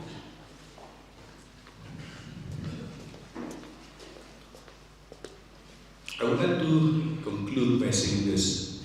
I would like to appeal to the people of Shillong Parliamentary seat to go and vote. If you don't vote, you will have the right to complain. Please vote reasonably. Please vote based on issue and manifesto that we as party and candidate will afford you. Secondly, I would like to appeal, when you go to vote, don't cast your vote based on religion affiliation. Don't cast your vote based on from which area or from which village you are in. What's important is that we vote reasonably, and whoever is your MP in the next 5 years, he must hear you, he must raise your voice. Your voice must be heard in the parliament. That is the most important thing that we can do. Last but not the least, RDA will promote you protection, preservation, and promotion. And with this few words, we hope that you will support us. Thank you so much. Thank you so much, sir. All the very best. We have the last speaker, Shri and sir. I'll just react to what has been said by the earlier speakers regarding that the benefits do not reach the level that is to the last mile. Let me clarify here that the BJP government has brought out, whether any of you know about the JAM Trinity, that's the Jan Dhan, Aadhaar and the mobile. These three, they connect directly to the beneficiary. And just an example, the LPG subsidy, through this system, we have been able to reduce 24% leakages. And in the last couple of years, 34 lakh crores has been distributed to 1,167 crore beneficiaries. So this is the kind of government that we are looking at. It's a direct transfer to the beneficiary. You do not have to go to a BDO, you do not have to go to any government official. And the second thing is that the earlier speakers have been talking a lot about being secular. Let me remind you that recently Maulana Wahiduddin, an Islamic scholar who studied about the Muslim religion, he was awarded the Pakma Vibhushan. Now do you doubt? Now if the BJP government was not secular, would he have been awarded? Ali Maktafan, Said Mauzami Ali and Muzaffar Hussain, they got the Padma Bhushan. Are we not secular? Are we looking at religion? Muhammad Shami got the Arjuna Award for cricket. And in none of these schemes of the BJP have they mentioned the religion.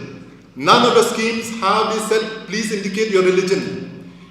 The only thing is they said, you will be identified whether you are a BPL family or not, or whether you are entitled to this benefit or not. And we, as the workers of the BJP, we are being asked to go into the field to meet the people. And they have never said, you meet the BJP supporters, you go to this village or here like here in Meghalaya, we have only Panthorum Kra and Laban. You go to Panthorum Kra and Laban. No. You have to go to the last village in the border areas, meet the people there, irrespective of whether they voted for the BJP or not, but they are entitled to the scheme, ensure that they get the scheme. That is what our government does. And here we are talking about secularism. We are talking that the party is it's bipartisan. So I think so these are all fallacies. These are all, from the opposition side. When you look at what the earlier speakers had said, none of them have doubt about the development of the country as a whole. At least I'm happy that at least you give the credit to who is due to. At least they have all agreed on one thing, that development, we have seen how development and how India has progressed. Thank you very much. God bless you all. Ladies and gentlemen, we have now come to the end. We will now open the floor for questions.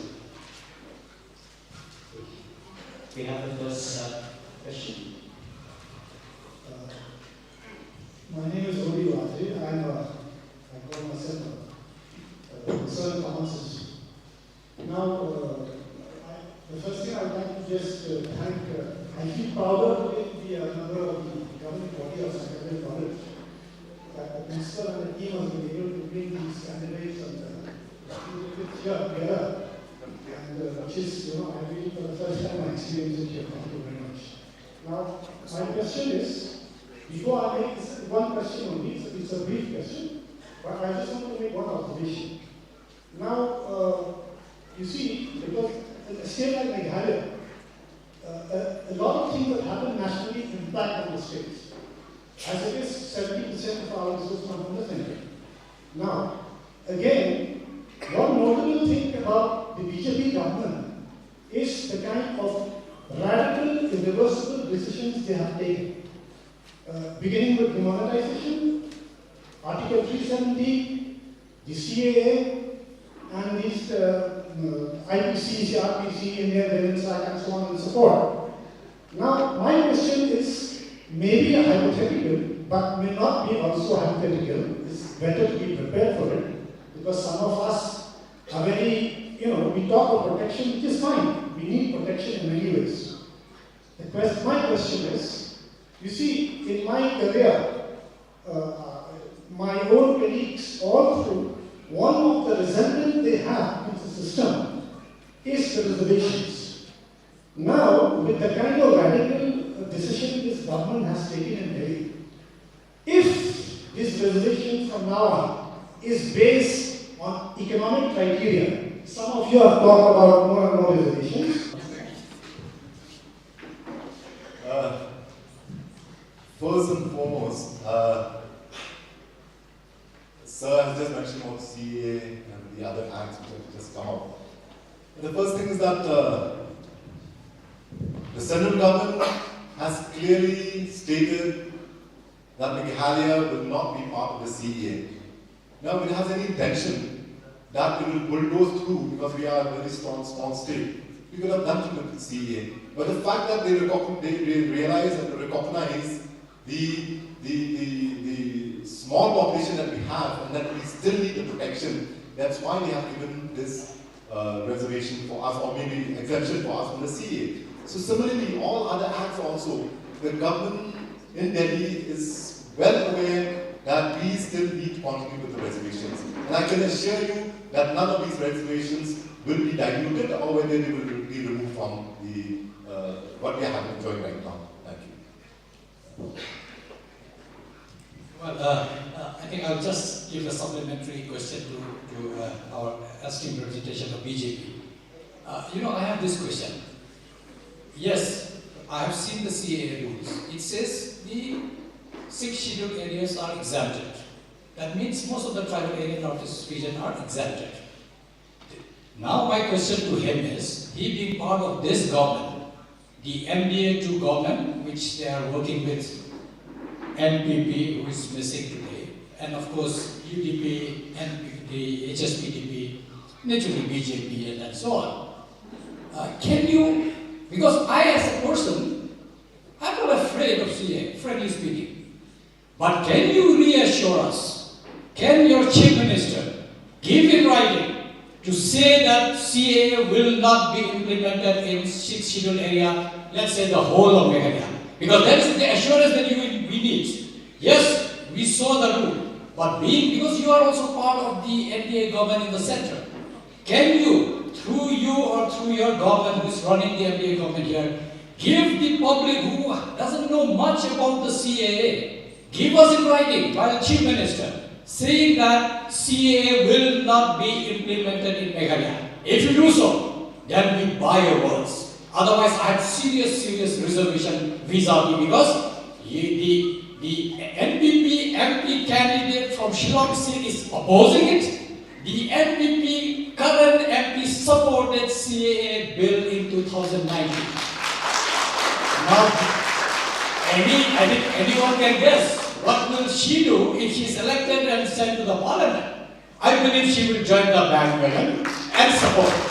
And hence, I have very serious resolution to this. There is one aspect. Other aspect of demonetization, etc., I think enough has been said. Those were all jumlas that I considered from the side of the government. Those jumlas has not worked, because I know demonetization was done to capture UP. It was done. 99.9 came back. Where is the black money? We got the jumla in 2014 that 15 lakh sabka account mein aayega. We never saw that. So we don't buy. The jumlas I don't buy. And that's what I said. I want to say this in the parliament.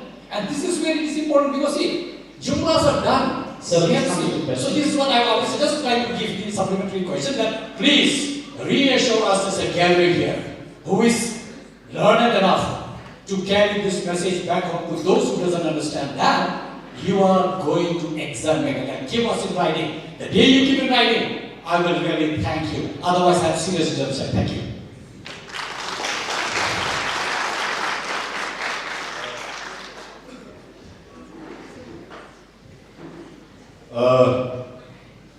With all the powers bestowed on the Chief Minister, I don't think he can allow or he can disallow something which is already there in the Act.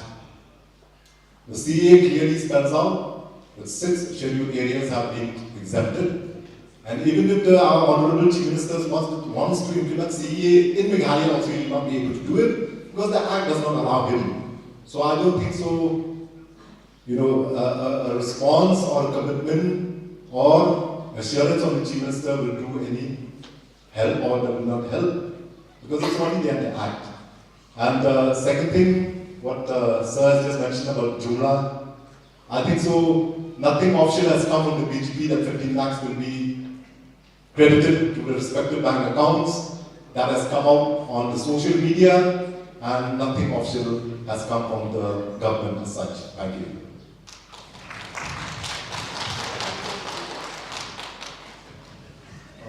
If I may be allowed to supplement to what Pakma said, the Home Minister has clearly said that the government decision to exempt these regions reflects a delicate balance between national policy and regional identity.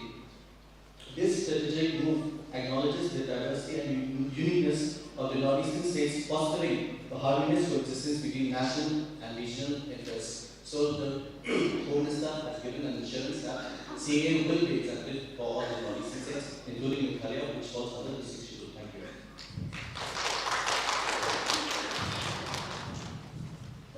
Good afternoon, everybody. I'm Mr. P.M.1, retired chief engineer from MECL. So actually, I'm also a member of the governing body of the Executive College. So actually, I have got 2 issues here, which all the speakers has not been mentioned. The one of the ISO that at least everyone knows that what we are facing currently right now in the state of Meghalaya, that is the traffic jam. When everything in the world moves so fast, how can you talk about the moving of the state economy when you have to spend 2 hours from Laban to Umling to my resident? So that is the big question nobody has answered.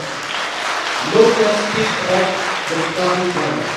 There are a lot of provisions there. I have been in Thailand.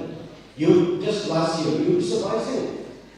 in such a congested city, they build a multi-layers flyover.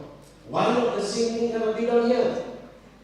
There are many provisions where we have underground tunnel. I have seen tunnel in Delhi during time construction. There are many things that we can do, but nobody has spoken. And the second part perhaps you might reflect back when the BJP government came in 2014. So if you find out they have what happened, reinvent the ministry from 133 to 67 ministry. Out of 67 ministry, if you look at the thrust area of the BJP during that time, water supply is in the third priority of the government. What I am surprised to see here, I have been moving all the three states of the Northeast, Sikkim, Nagaland, Kohima, everywhere. You will find people are standing in the queue in the street for collecting water. How much time we are spending in collecting water? And sorry to say, when the other town of Shillong, not even instruction or drinking water is a Meghalaya to the system. If you go there is a policy. You please go visit the NEC Vision Document 2020. You can see there are also another policy matters regarding drinking water and many other states, many other policies from different ministries. Government of India actually has kept provision 10% gross budget support for the Northeast in each and every ministry. And there are 55 ministries where we can know that 10%. Perhaps the candidate must reflect how much of that 10% has come to the Northeast. These are the questions I would want to thank you.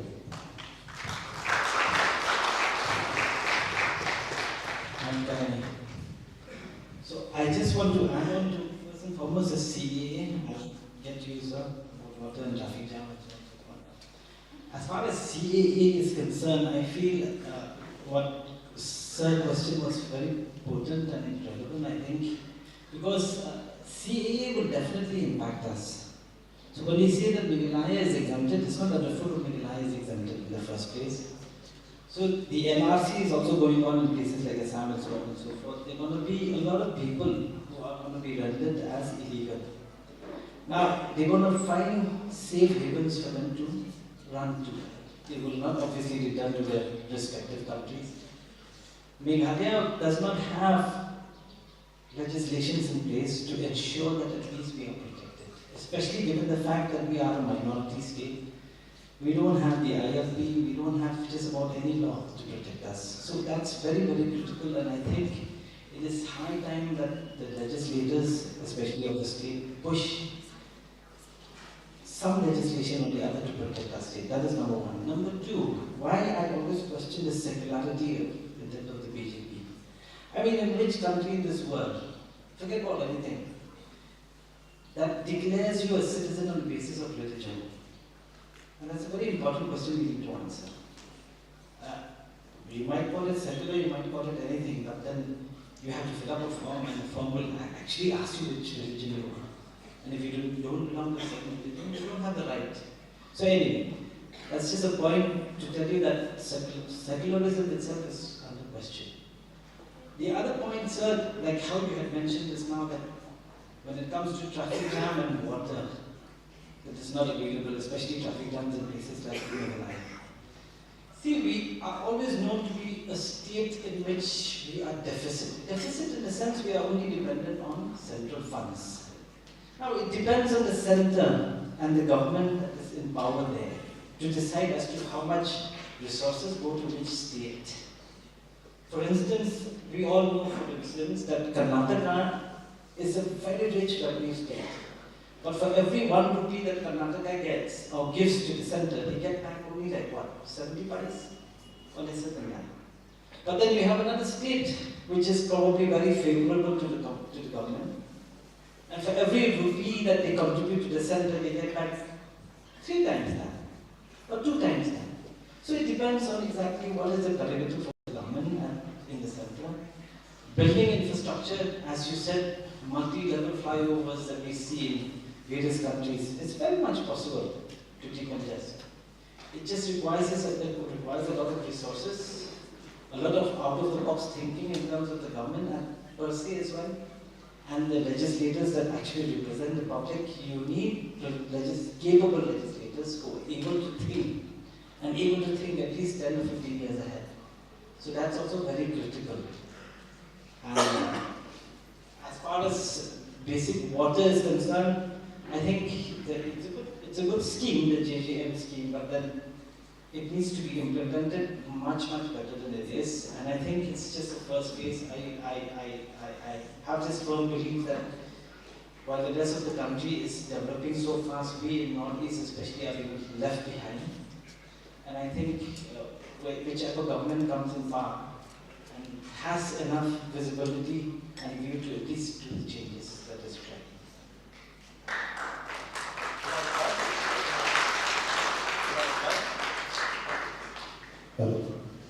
Yeah, can I, regarding the question asked about the traffic congestion, may I ask from this house, how many of us who come from the rural areas? Can you just raise up your hands, please? I'm one of them. There are quite a lot here. This is what there's a simple solution actually I see. Give an example. Suppose there are 100 villages, around Shillong. And in each of these villages, there are 2 patients who, when they go to the sub-center, they don't get any medical help. They go to a BHC, nothing is there. They go to a CHC, almost nothing is there. And so they have to come to Shillong. So there are 100 villages, and from each of these villages, there are 2 patients. We are expected to see 200 vehicles come to Shillong just to get some treatment from hospitals in and around Shillong. This is the sorry state of affairs in our state after 52 years. You go, because since I stay away from Shillong, it's pretty pathetic. They have to come all the way. So, this is something which can be, these are solutions, because they're always a solution to any problem, but it just requires whether really, how committed you are, how honest you are to solve these problems.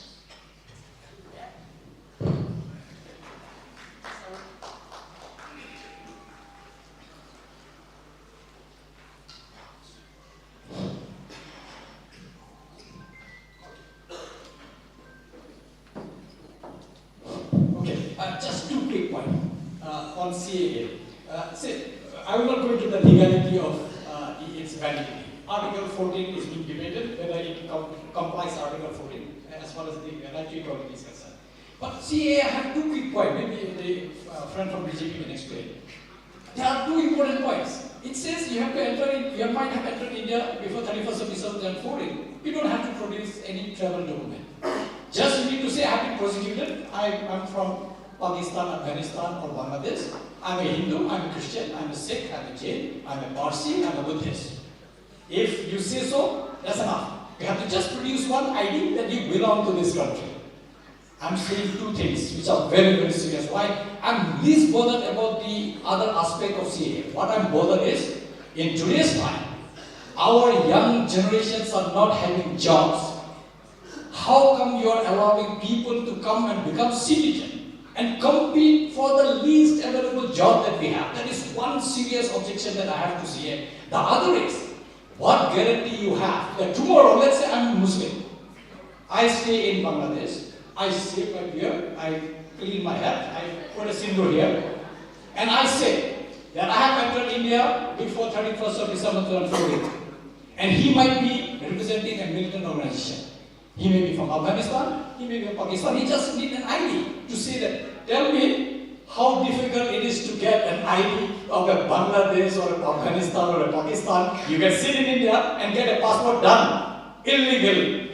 And hence, there are serious problems. We are actually compromising the security of this country because you don't have any check and balance. Vis-a-vis who is entering this country, you are simply saying, declare yourself, you have been prosecuted by a Muslim country, you will not be a Muslim, everybody else is welcome. What guarantee is that that person who comes to India and says, I'm a Christian, I'm a Muslim, I'm a Buddhist, but he is a militant organization leader, who will secretly leak the intel of this country to the neighboring militant groups, whether it is based in Afghanistan, Pakistan, or Bangladesh is least trouble these days. But you have a serious neighbors who are always looking to harm this beautiful country of ours. There is no way you can check and balance. I have read this year rule time like to see. Show me one rule that will provide that check and balance. It's not there. Coming to the second point, which is Sir has raised, water reservoir. You know, I have written an article few months or few years back on how to solve the water crisis of Shillong. I buy my water by myself, so I think if an MP candidate is buying water, I think you don't have to come and tell me that water is an issue. It's a big issue to all of us, particularly if you're in city. Yes, Jal Jeevan Mission has tried to nullify some of these, but there are recent means, and I fully agree with my fellow Congress representative that making flyovers and tunnels, this requires your mental preparation and as well as the financial strength. This government, where all of them are part of it, bearing maybe Congress and perhaps me and of course BPP, they are all part and parcel of this government. This government like to spend money of 15 crore, 23 crore in festivities. That requires 3 days time or 5 days time, done deal. And you feed them with what? I have seen the Meghalaya sports, you even give them kurkure, give them samosa, and we expect them to become Olympian one day. Somebody has to convince me. I have serious problem with this. But they will not build one bridge over the Umiam Lake for last, how many years, I don't know, expiry date is over. Now we are repairing the bridge. And all of us who travel face this challenge. My question to this government, of course the Congress government earlier is, why you didn't keep one alternative bridge 10, 15, 20 years ago? Goa, you must have traveled, most of you. We have numbers of bridges there. Roads, railway, everything was there. 2 airports there. We have nothing. And that's what I said. Unless we change our mindset, and for the reservation, before I digress a little bit, I have given that article. Yes, I will just finish it. I think for the article, for the water reservoir crisis, I said, we get plenty of rainfall. Why not you make reservoirs to places like Bantlan area, where all our water will just pass to Bangladesh? And this area doesn't have any crop, cannot be grown because this area is totally unfertile as far as the crops growth is concerned. Why not make reservoirs there? Channelize that water to cities and towns where it is necessary. You only need will, and of course you need money. And if these two are combined, I think that problem can also be solved. Thank you. Thank you. Next question. Excuse me. I think I should come out on CEA first. Yeah. Thank you, sir. So much I've been fighting in CAB and CA. I think I have every right to comment on this. First and foremost, I do agree with the Congress point of view that CAA is anti-secular. But let me remind you, sir, that in 23, during the debate on CAB, Dr. Mohammed Singh was still a Congress at that point of time, said this: after the partition of our country, the minority in the country like Bangladesh have faced persecution, and it is our moral obligation that if circumstances force unfortunate people to seek refuge in our country, our approach to granting citizenship to them should be more liberal. So who proposed CAB first? Is the Congress government. It is the Congress leader who proposed this anti-secular legislation in India, and it's BJP who fulfilled it.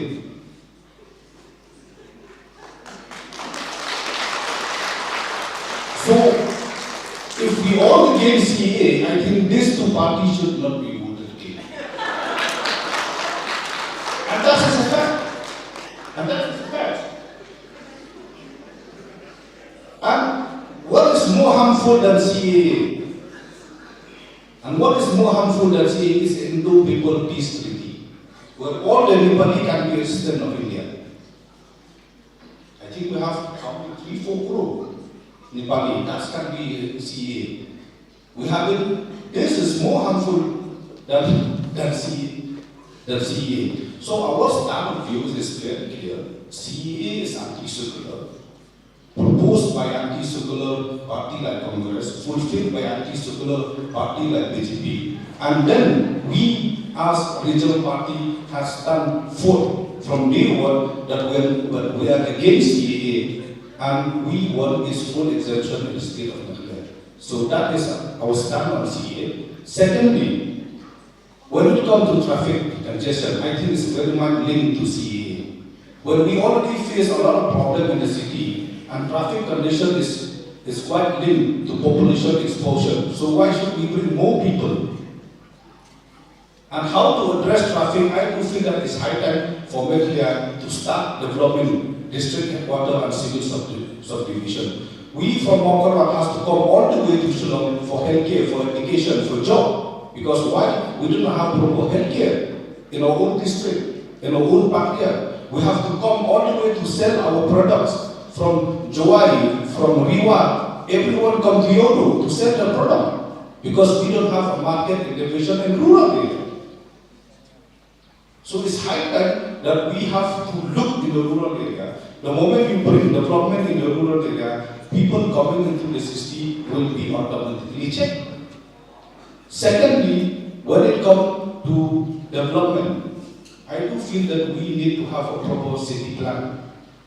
We need to have a proper city plan. Look at Shillong, it becomes a city by default. It's not by plan. So I do feel that the support, our trust, that the new Shillong will be a proper plan, will be a proper city, where traffic congestion will be addressed. And the most hardest part when it comes to traffic congestion, maybe not the scheme, but the problem is land acquisition.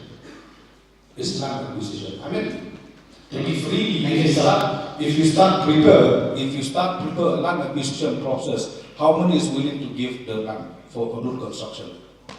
So I do feel that we need to have a community participation in address this issue. And last but not least, when it comes to water problem, yes, we are talking about JJM, but what most important thing is that I think it's high time that we should protect our mineral resources.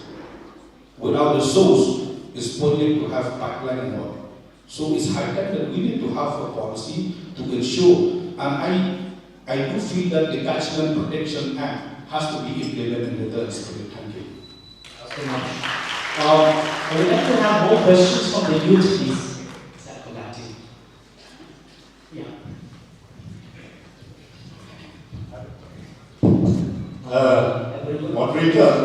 Moderator, you know the things, I think most of the questions are targeted at the BJP. I think it's just fair that I should be responding to it. Can I respond to it? Can I respond? Very good afternoon to all. My name is Singhon.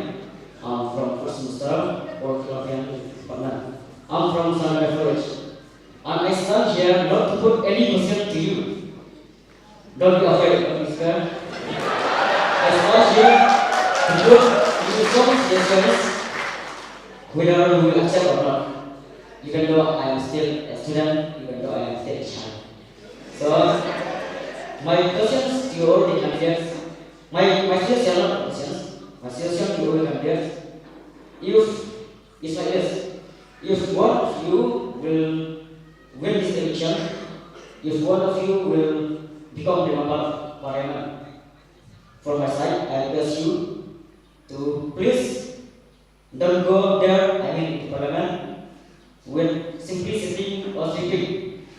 Please go there, you have to see the issue of our state, especially for the Khasi and Atiar. People, you have to speak the issue, like the enlightenment, the inclusion of the Khasi and Kyrwoh to the issue of the Constitution of India. And the boundary dispute between Meghalaya and Assam is still pending till today. What I request you to please raise this question in the Parliament, because the life and death of our beloved state, Meghalaya state, is the power of you, the MP, the member of Parliament. So, from my side, I request you to please try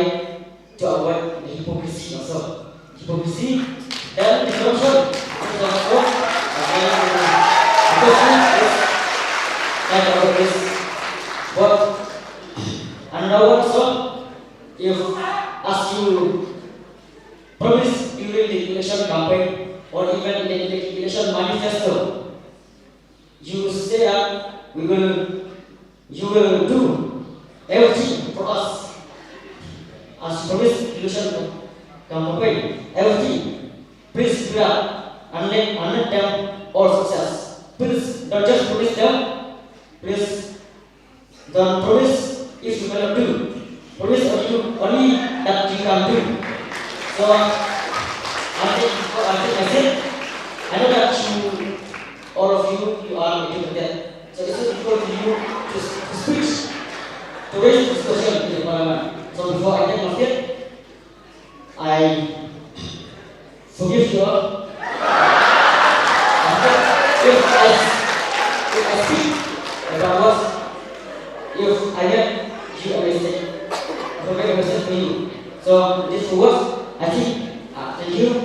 And that's one for I said, as the word says, sometimes the word says, the child is the father of man. So thank you this word, thank you.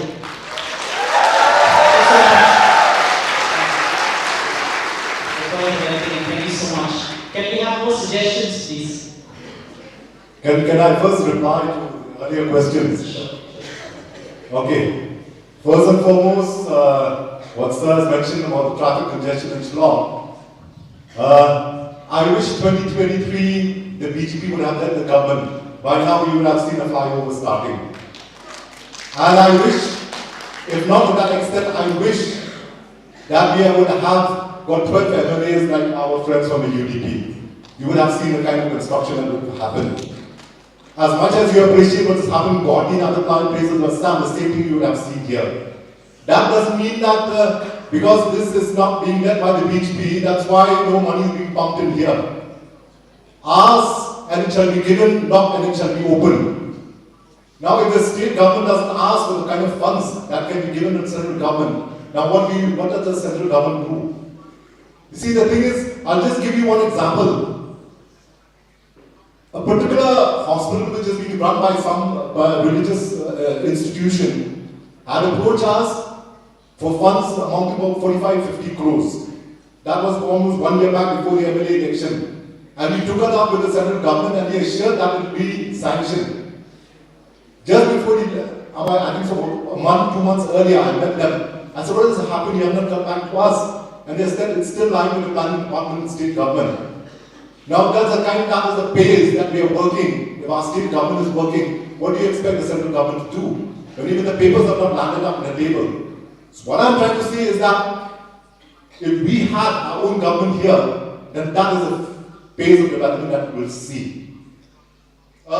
Second thing, regarding this CAA threat to the villages and all these kind of things. Now, you know, the thing is, probably the most surprising thing you'd find later on, that you might be having Khasis from Bangladesh applying for citizenship here. That might be the most surprising thing later. Because the only place that is exempted here is 1 square kilometer, which is included in the CA, is 1 square, 2 square kilometers in the municipality area, which is very, very small. I can give you an assurance that you will not have anyone being registering from Meghalaya. And in all the other states, see, no one is stopping anyone from applying for citizenship. Anyone from any other religions, many of the people who are against the CAA are people of the Muslim religion. No one is stopping them from applying.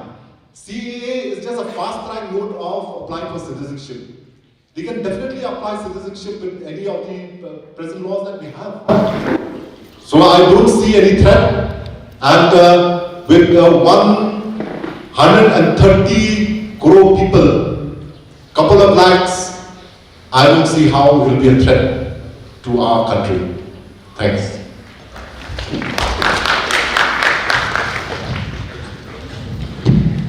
Thank you, sir. Since we are running out of time, we'll take the last question.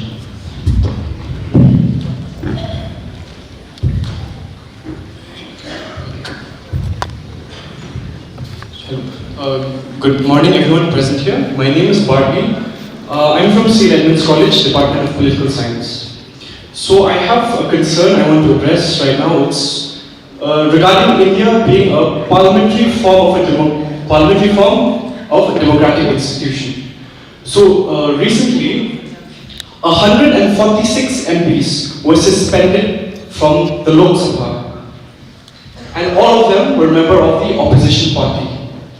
So there's a point of concern raised here is, since India follows the essence of a democratic form of institution, so the opposition is an integral part of the machinery of the state of India.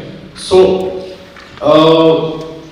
I appeal to the future member of parliament from amongst you that even being in the opposition party, a huge voice is echoed from that bench of being the opposition. And the treasury bench is not the only bench that defines what a democracy is. It's the opposition that defines what a democracy is. There has to be an opposition to raise issues, to raise concerns. So that's my appeal.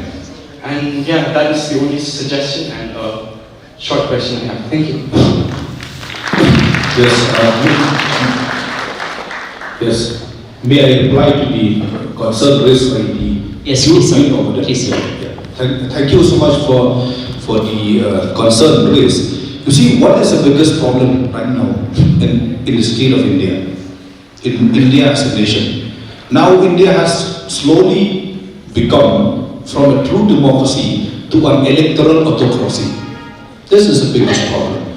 I mean, the people will choose the MP, but at the end of the day, after the election, the people has very less say when it comes to the government. That's why RDA, on my first maiden speech, we have already made it clear that if you vote us, we will ensure that the government of India need to have a pre-legislation consultation provision in the Constitution of India, which means any bill before you bring in the parliament, you need to at least consult the people. That is the first thing. Secondly, when you're talking about suspension of MP, the statement given by the spokesperson from the BJP has made it very clear that if you do not vote for BJP, you will not get development. Is that something that we will accept? Just because we don't vote for BJP doesn't make us a second-class Indian. We need development because we deserve development. You cannot put development at a gunpoint. You need to respect the mandate of the people. If the people of Meghalaya give you 2 seats, be happy with that. Don't say that if you did not give 12 seats, you will not get development. It is high time that we need to depoliticize development. How can we accept this? I mean, how come development should be given? It's not only the BJP supporter paying tax. We also paying tax. We also paying GST. Our tax also is given to the government of India. You have to give development based on reasonable ground. You cannot politicize development. I think this is very important. We need to understand this. We all pay tax. All our tax is given to the government of India. And the government of India, I do feel that when it comes to development, you don't go party-wise. You give development to people who deserve it and to area who need it. That is his getting. And last but not the least, I do feel that it is high time for Indian democracy to really reach into that standard where each and every members of parliament do have good quality time to air their views, to air their opinion. And I strongly believe that we need to reform our democracy, and our democracy need to have policy like pre-legislation program and depoliticize of development. This is where we will be improve our democracy. Thank you. Thank you so much, sir. This is the last question.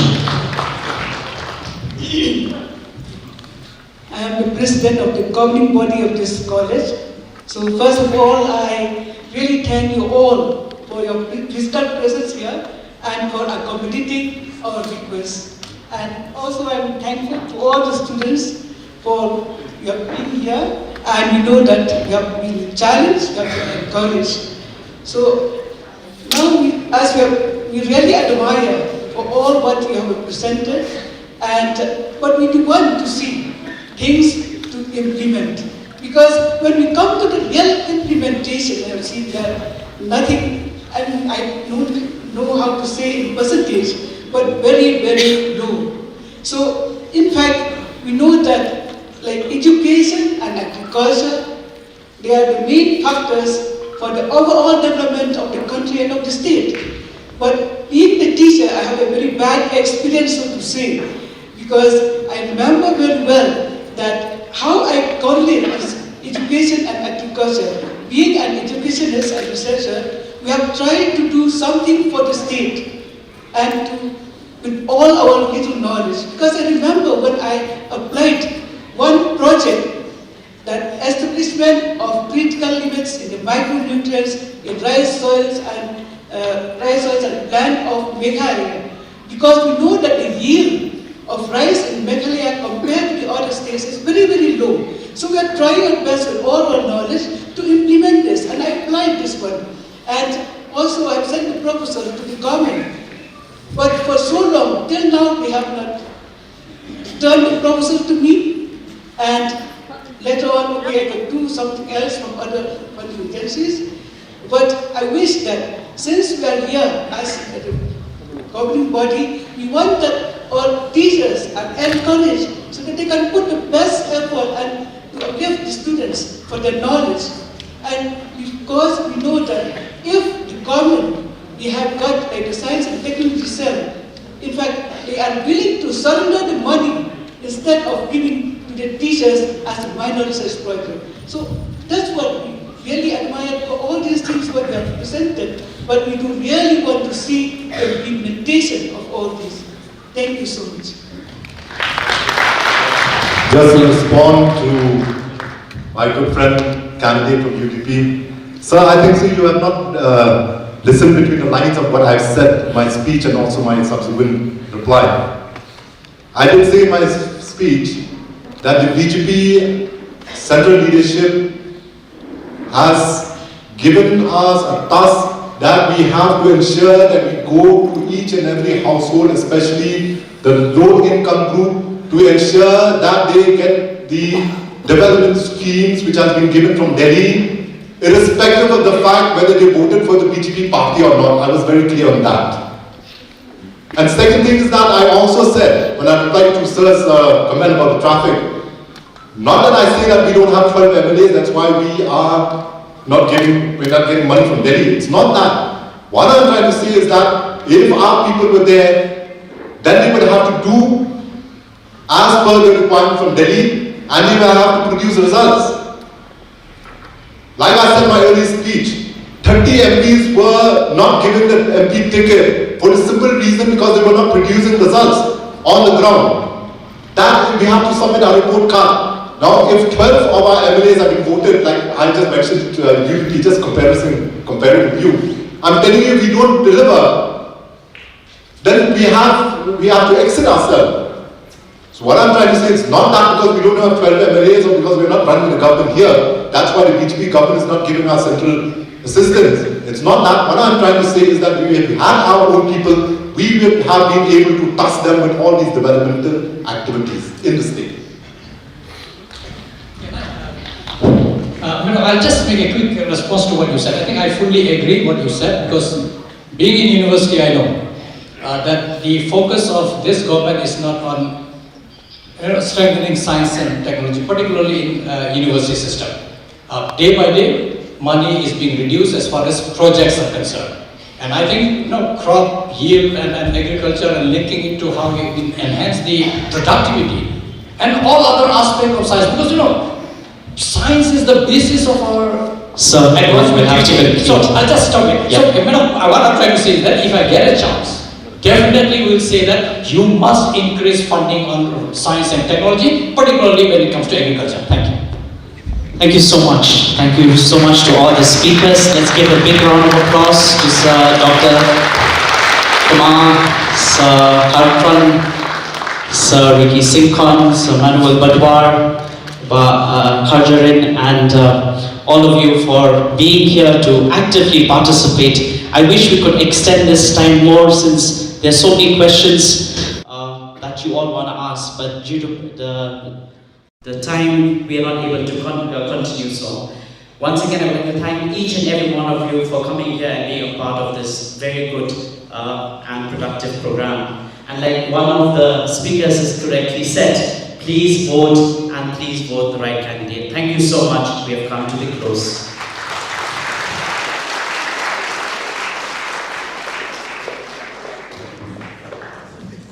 Hello again, everyone. We'll now come to the end of the program, and I hope that everyone present here today have benefited and enjoyed a lot about the thought-provoking debates, deliberations, and interactions. I also believe that we have gathered insights on the various issues and important matters of the day. And finally, I wish all the candidates the very best in the upcoming Lok Sabha elections 2024. So believing that each one of you is working hard with the best intentions for the welfare of each one of us and the interest of the state as a whole. So now I shall call upon Dr. Embla for giving the vote of thanks.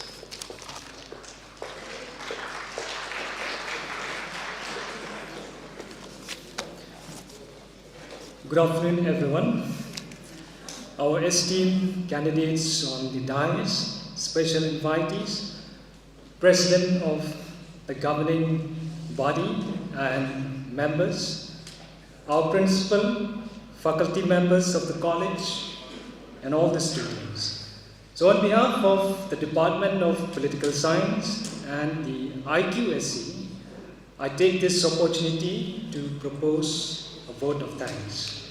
At the outset, let me first extend my sincere gratitude to all the candidates from Shillong Parliamentary seat who, in spite of their busiest schedule and other priorities, yet all have warmly consented and spared their valuable time to be here in Sankadev College and share their thoughts, stands, positions, their principles, ideologies of their respective party, and highlight various pressing issues concerning the people and the state in the upcoming Lok Sabha elections. We also appreciate our candidates for freely conversing and interacting with the audience. We convey our best wishes, good health, and pray that all the candidates will continue to serve the people of the state and shoulder the responsibility in different capacity in the future. Dr. Maxwell Lingdor, thank you, sir, for accepting our request to moderate this interactive session. We look forward that you will continue to be with us in the future programs. We would like to thank our special invitees, President and members of the governing body, students from different colleges, institutes, and universities. Thank you for carving out time to attend this interactive program. Audience, thank you for your queries and constructive engagement. Principal, Madam, your constant support and encouragement have always inspired us to move forward. We are very grateful for your guidance and thank you for delivering the welcome speech. We thank the members of the media, both print and electronic, who are here with us, providing coverage and report for today's program through their news channel and papers. To the faculty members of the Department of Political Science, Ms. D.S. Lingdor, Ms. E.M. Tarian, who also chaired today's program, and IQSC coordinator, Sir M.S. Wajri, and his team. Thank you for taking the initiative to organize this program. This platform has facilitated face-to-face conversation between the candidates and the electorates of Shillong Parliamentary seat. I also thank the team of rapporteurs, Ms. Iba and Ms. Kiba, social media committee of Sankadev College, members of student council, and the non-teaching staff for their assistance. Finally, I would like to express my sincere gratitude and appreciations to each and everyone who have involved and contribute and assist us in making this program successful. Thank you, and I have one more announcement. Okay, I request to all the YouTubers who are here that we humbly request them to refrain, from uploading the videos of this program. Thank you.